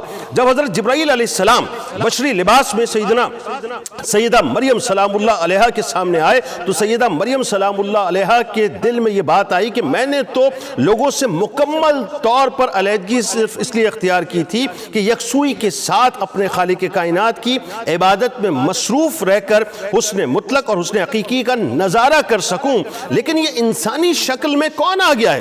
اس بات کو اللہ تبارک و تعالیٰ نے قرآن مجید کی سورہ مریم کی آیت نمبر 18 میں یوں بیان کیا کہ مریم سلام اللہ علیہ نے کہا بے شک میں تجھ سے خدائی یعنی رحمان کی پناہ مانگتی ہوں اگر تو اللہ سے ڈرنے والا ہے۔ ملائکہ نے حضرت مریم سلام اللہ علیہ کو خوشخبری سنائی کہ اللہ تعالیٰ نے ان کو دنیا کی تمام خواتین میں چن لیا ہے تاکہ ان کے بطن مبارک سے ایسی عظیم شخصیت پیدا ہو جو بغیر باپ کے ہو اور وقت کا عظیم پیغمبر ہو۔ اس بات کو اللہ تعالیٰ نے سورہ آل عمران کی آیت نمبر 45 میں یوں بیان کیا ہے جب فرشتوں نے کہا اے مریم بے شک اللہ تمہیں اپنے پاس سے ایک کلمہ خاص کی بشارت دیتا ہے جس کا نام عیسیٰ ابن مریم علیہ السلام ہوگا، وہ دنیا اور آخرت دونوں میں قدر و منزلت والا ہوگا اور اللہ تبارک و تعالیٰ کے خاص قربت یافتہ بندوں میں سے ہوگا۔ اس کے بعد روح الامین حضرت جبرائیل علیہ السلام نے اپنا تعارف کروایا اور آنے کا مقصد بتایا کہ اے مریم آپ کو پریشان ہونے کی ضرورت نہیں، میں تو صرف اپنے آقا کا پابند ہوں اور اسی کے حکم سے آیا ہوں تاکہ آپ کو ایک جلیل القدر نیک صالح اور اللہ تعالیٰ کی فرما برداری کرنے والے بیٹے کی ولادت کی خوشخبری سناؤں۔ قرآن مجید نے اس بات کو سورہ مریم کی آیت نمبر 19 میں یوں بیان کیا ہے کہ جبرائیل علیہ السلام نے کہا کہ میں تو فقط تیرے رب کا بھیجا ہوا ہوں، اس لیے آیا ہوں کہ میں تجھے ایک پاکیزہ بیٹا عطا کروں۔ اس وقت ناظرین سیدہ مریم سلام اللہ علیہ سوچ میں پڑ گئیں کہ ایسا کیسے ہو سکتا ہے، یہ ایک نظام قدرت ہے کہ بچے کی ولادت اللہ تعالیٰ نے ایک عورت اور ایک مرد کے جوڑا بنایا ہے جبکہ مجھے آج تک کسی بشر نے چھوا تک نہیں ہے۔ اسی حیرانی کے عالم میں سیدنا جبرائیل علیہ السلام سے مخاطب ہو کر پوچھتی ہیں جس کو قرآن پاک نے سورہ مریم کی آیت نمبر 20 میں یوں بیان کیا ہے کہ مریم سلام اللہ علیہ نے کہا میرے یہاں لڑکا کیسے ہو سکتا ہے جبکہ مجھے کسی انسان نے چھوا تک نہیں ہے اور نہ ہی میں بدکار ہوں۔ سیدہ مریم سلام اللہ علیہ کی حیرانگی بھرے جو سوالات تھے ناظرین اس کے جواب میں سیدنا جبرائیل علیہ السلام یوں گویا ہوئے کہ اے مریم آپ کو اس بات کی فکر میں مند ہونے کی ضرورت نہیں ہے، یہ طے شدہ بات ہے کہ اللہ تعالیٰ نے ایک ایسی روح کا انتخاب کر لیا ہے جس کی ولادت آپ کے بطن اتھر سے ہونی ہے اور یہ کام اللہ تعالیٰ کے لیے آسان ہے۔ چنانچہ ارشاد باری تعالیٰ ہے جبرائیل علیہ السلام نے کہا کہ تعجب نہ کر، ایسا ہی ہوگا، تیرے رب نے فرمایا ہے یہ کام مجھ پر آسان ہے اور یہ اس لیے ہوگا تاکہ ہم اسے لوگوں کے لیے نشانی بنائیں اور اپنی جانب سے رحمت بنا دیں اور یہ امر پہلے سے طے شدہ ہے۔ فرشتہ نے کہا پہلے سے طے شدہ ہو چکا ہے کہ آپ سلام اللہ علیہ کو ایک عظیم المرتبت بچہ دیا جائے گا جو ایک پیغمبر ہوگا اور بغیر باپ کے ہوگا اور دنیا جہان کے لیے نشانی ہوگا۔ اس کے بعد حضرت جبرائیل علیہ السلام نے سیدہ مریم سلام اللہ علیہ کو پھونک ماری جس سے آپ کو امید کے آثار ظاہر ہونے لگے۔ جب آپ پر امید ہو گئیں یعنی اس کے آثار ناظرین جب ظاہر ہونے لگے تو سب سے پہلے بنی اسرائیل کے عابد و زاہد شخص وہاب بن منبع نے جو آپ کے خالازاد بھائی بھی تھے انتہائی تعجب سے پوچھتے ہیں کہ اے مریم کیا بیج کے بغیر کھیتی اگ سکتی ہے؟ فرمایا جی ہاں، بتاؤ کس نے پہلے مرتبہ کھیتی کو پیدا کیا؟ پھر پوچھا کیا بغیر مرد کے اولاد ہو سکتی ہے؟ فرمایا جی ہاں، اللہ رب العزت نے آدم علیہ السلام کو بغیر ماں باپ کے پیدا فرمایا ہے۔ پھر کہا اچھا اپنی بھی خبر دو۔ حضرت مریم سلام اللہ علیہ نے فرمایا اللہ نے مجھے خوشخبری دی ہے اپنی طرف سے ایک نشانی جس کا نام مسیح عیسیٰ ابن مریم علیہ السلام ہوگا، دنیا و آخرت میں صاحب مرتبہ ہوگا، لوگوں سے بچپن میں اور بڑھاپے میں کلام کرے گا، محمد بن عیسیٰ اسحاق رحمۃ اللہ علیہ فرماتے ہیں کہ جب حضرت مریم سلام اللہ علیہ کے پر امید ہونے کی خبر بنی اسرائیل میں عام ہو گئی تو بہت سے افراد نے حضرت زکریا علیہ السلام کے گھر آنا جانا مکمل طور پہ بند کر دیا، یعنی بائیکاٹ کر دیا، اور آپ سلام اللہ علیہ پر الزامات لگانے لگے، بہتان لگانے لگے۔ حضرت مریم سلام اللہ علیہ نے لوگوں سے مکمل طور پہ علیحدگی اختیار کر لی اور دور تنہائی میں چلی گئیں۔ جب ناظرین وہ درد ذہ کا معاملہ آیا اور تکلیف بڑھنے لگی تو آپ نے ایک ایسے درخت کا سہارا لیا جس کے تنے کو پکڑ کے آپ اس کے نیچے بیٹھ گئیں۔ درد سے بے چین تھی، بدنامی کا ظاہر خیال بھی تھا اور گھبرانے بھی لگی تھی، اور پھر یہ گھبراتے ہوئے کہتی بھی جاتی تھی کہ کاش میں پہلے ہی مر گئی ہوتی اور بھولی بسری ہو گئی ہوتی۔ اس بات کو اللہ تعالیٰ نے کچھ یوں بیان کیا ہے کہ پھر درد ذہ انہیں ایک کھجور کے تنے کی طرف لے آیا۔ وہ پریشانی کے عالم میں کہنے لگی کہ اے کاش میں پہلے سے مر گئی ہوتی اور بالکل بھولی بسری ہو چکی ہوتی۔ پھر ان کے نیچے کی جانب سے حضرت جبرائیل نے یا خود عیسیٰ علیہ السلام نے انہیں آواز دی کہ تو رنجیدہ نہ ہو، بے شک تمہارے رب نے تمہارے نیچے ایک چشمہ جاری کر دیا ہے۔ بے سر و سامانی کے اس مشکل وقت میں ناظرین اللہ تبارک و تعالیٰ نے حضرت مریم سلام اللہ علیہ کے قدموں کے قریب ایک نہر جاری کر دی اور ندا آئی پانی پیو اور کھجور کھاؤ تاکہ جسم کو تقویت پہنچے، پھر اپنی اولاد کو دیکھ کر آنکھوں کو ٹھنڈک پہنچاؤ۔ اس بات کو قرآن مجید نے یوں بیان کیا کہ اور کھجور کے تنے کو اپنی طرف ہلاؤ، وہ تم پر تازہ پکی ہوئی کھجوریں گرا دے گا، سو تم کھاؤ اور پیو اور اپنے حسین و جمیل فرزند کو دیکھ کر آنکھیں ٹھنڈی کرو۔ پھر اگر تم کسی بھی انسان کو دیکھو تو اشارے سے کہہ دینا کہ میں نے خدائے رحمان کے لیے خاموشی کے روزے کی نظر مانی ہوئی ہے، سو میں آج کسی انسان سے قطعاً گفتگو نہیں کروں گی۔ ایک بات ذہن میں رکھیے ناظرین کہ قبل از اسلام چپ رہنے کا روزہ رکھنا عبادت میں داخل تھا، یعنی صبح سے رات تک کسی سے بات نہ کرتے۔ بعد میں یہ حکم جو ہے منسوخ ہو گیا، لہٰذا حضرت مریم سلام اللہ علیہ کی پریشانی دور کرنے کے لیے کہا گیا کہ اگر تم سے کوئی بھی شخص اس بچے کے بارے میں پوچھے تو اشارے سے کہہ دینا کہ میں نے چپ کا روزہ رکھا ہے۔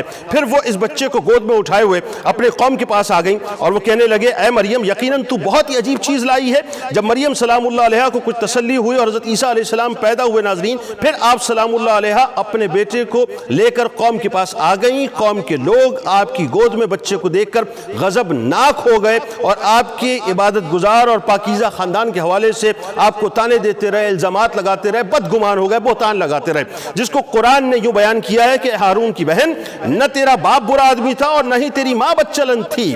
جب حالت زار ناظرین انتہائی عجیب ہو گئی اور آپ بہت تنگی محسوس کرنے لگیں اور سمجھ بوجھ کے تمام دروازے بند ہو گئے تو توکل کا مدار صرف اللہ کی ذات رہ گئی۔ تب حضرت مریم سلام اللہ علیہ نے بچے کی طرف اشارہ کرتے ہوئے کہا کہ اس بچے سے بات کر لو۔ اس بات کو قرآن پاک نے بیان کیا ہے تو مریم نے اس بچے کی طرف اشارہ کیا۔ وہ کہنے لگے ہم اس سے کس طرح سے بات کریں جو ابھی گہوارے میں بچہ ہے۔ جب حضرت مریم سلام اللہ علیہ نے کہا کہ اس بچے سے پوچھ لو، یہ تمہارے سارے سوالات کے جوابات دے گا، تو سرکش لوگوں نے کہا کہ بھلا یہ دودھ پیتا ہمارے سوالوں کے جواب کیسے دے گا، ہم کیوں کر اس سے گفتگو کریں۔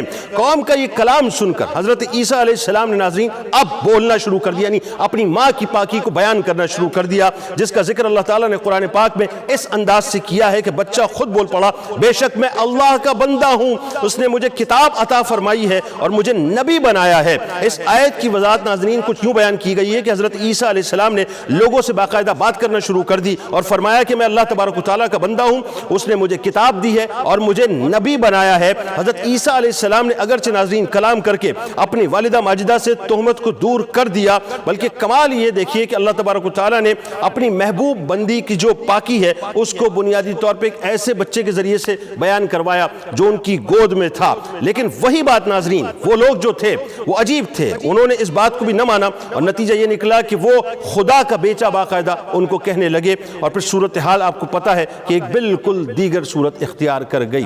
بتلانے کا مقصد یہ ہے کہ اللہ تبارک و تعالیٰ نے اس پورے واقعے کے اندر ناظرین جو بڑی ایک لطیف سی بات میں آپ کے سامنے رکھنا چاہتا ہوں کہ جب حضرت یوسف علیہ السلام کی آپ کو بات یاد ہے، جب ان کے دامن پر تہمت لگی تھی، جب ان پر الزام لگا تھا اللہ تبارک و تعالیٰ نے ایک 4 مہینے کے بچے کو گواہی کے لیے کھڑا کر دیا تھا، یعنی اس کو وہاں پہ موجود کر دیا تھا۔ اسی انداز سے جب حضرت مریم سلام اللہ علیہا پہ قوم نے تہمت لگائی تو حضرت عیسیٰ علیہ السلام نے ان کی گود میں گواہی دی، لیکن جب نبی کریم صلی اللہ علیہ وآلہ وسلم کی پیاری زوجہ حضرت عائشہ صدیقہ سلام اللہ علیہا کی باری آتی ہے ناظرین، تو اللہ تبارک و تعالیٰ نے سورہ نور میں ان کی پاکی اور ان کی طہارت کو آیات کی صورت میں اتارا کہ رہتی دنیا تک قرآن پاک کی تلاوت ہر جگہ ہر چپے میں ہوتی رہے گی اور ان کی پاکی بیان کی جاتی رہے گی۔ اللہ تبارک و تعالیٰ ان پاک باز عورتوں کا صدقہ آج کی ماؤں بہنوں بیٹیوں کو اگر عطا کر دے اور وہ سمجھ لیں کہ یہی اصل رول ماڈل ہیں تو سارا مسئلہ حل ہو جائے۔ انشاءاللہ زندگی رہی تو شام کو 4 بجے ملاقات ہوگی، اس دعا، اس امید، اس یقین کے ساتھ اللہ تعالیٰ آپ کا، ہمارا، ہم سب کا حامی و ناصر ہو، آمین۔ اللہ حافظ۔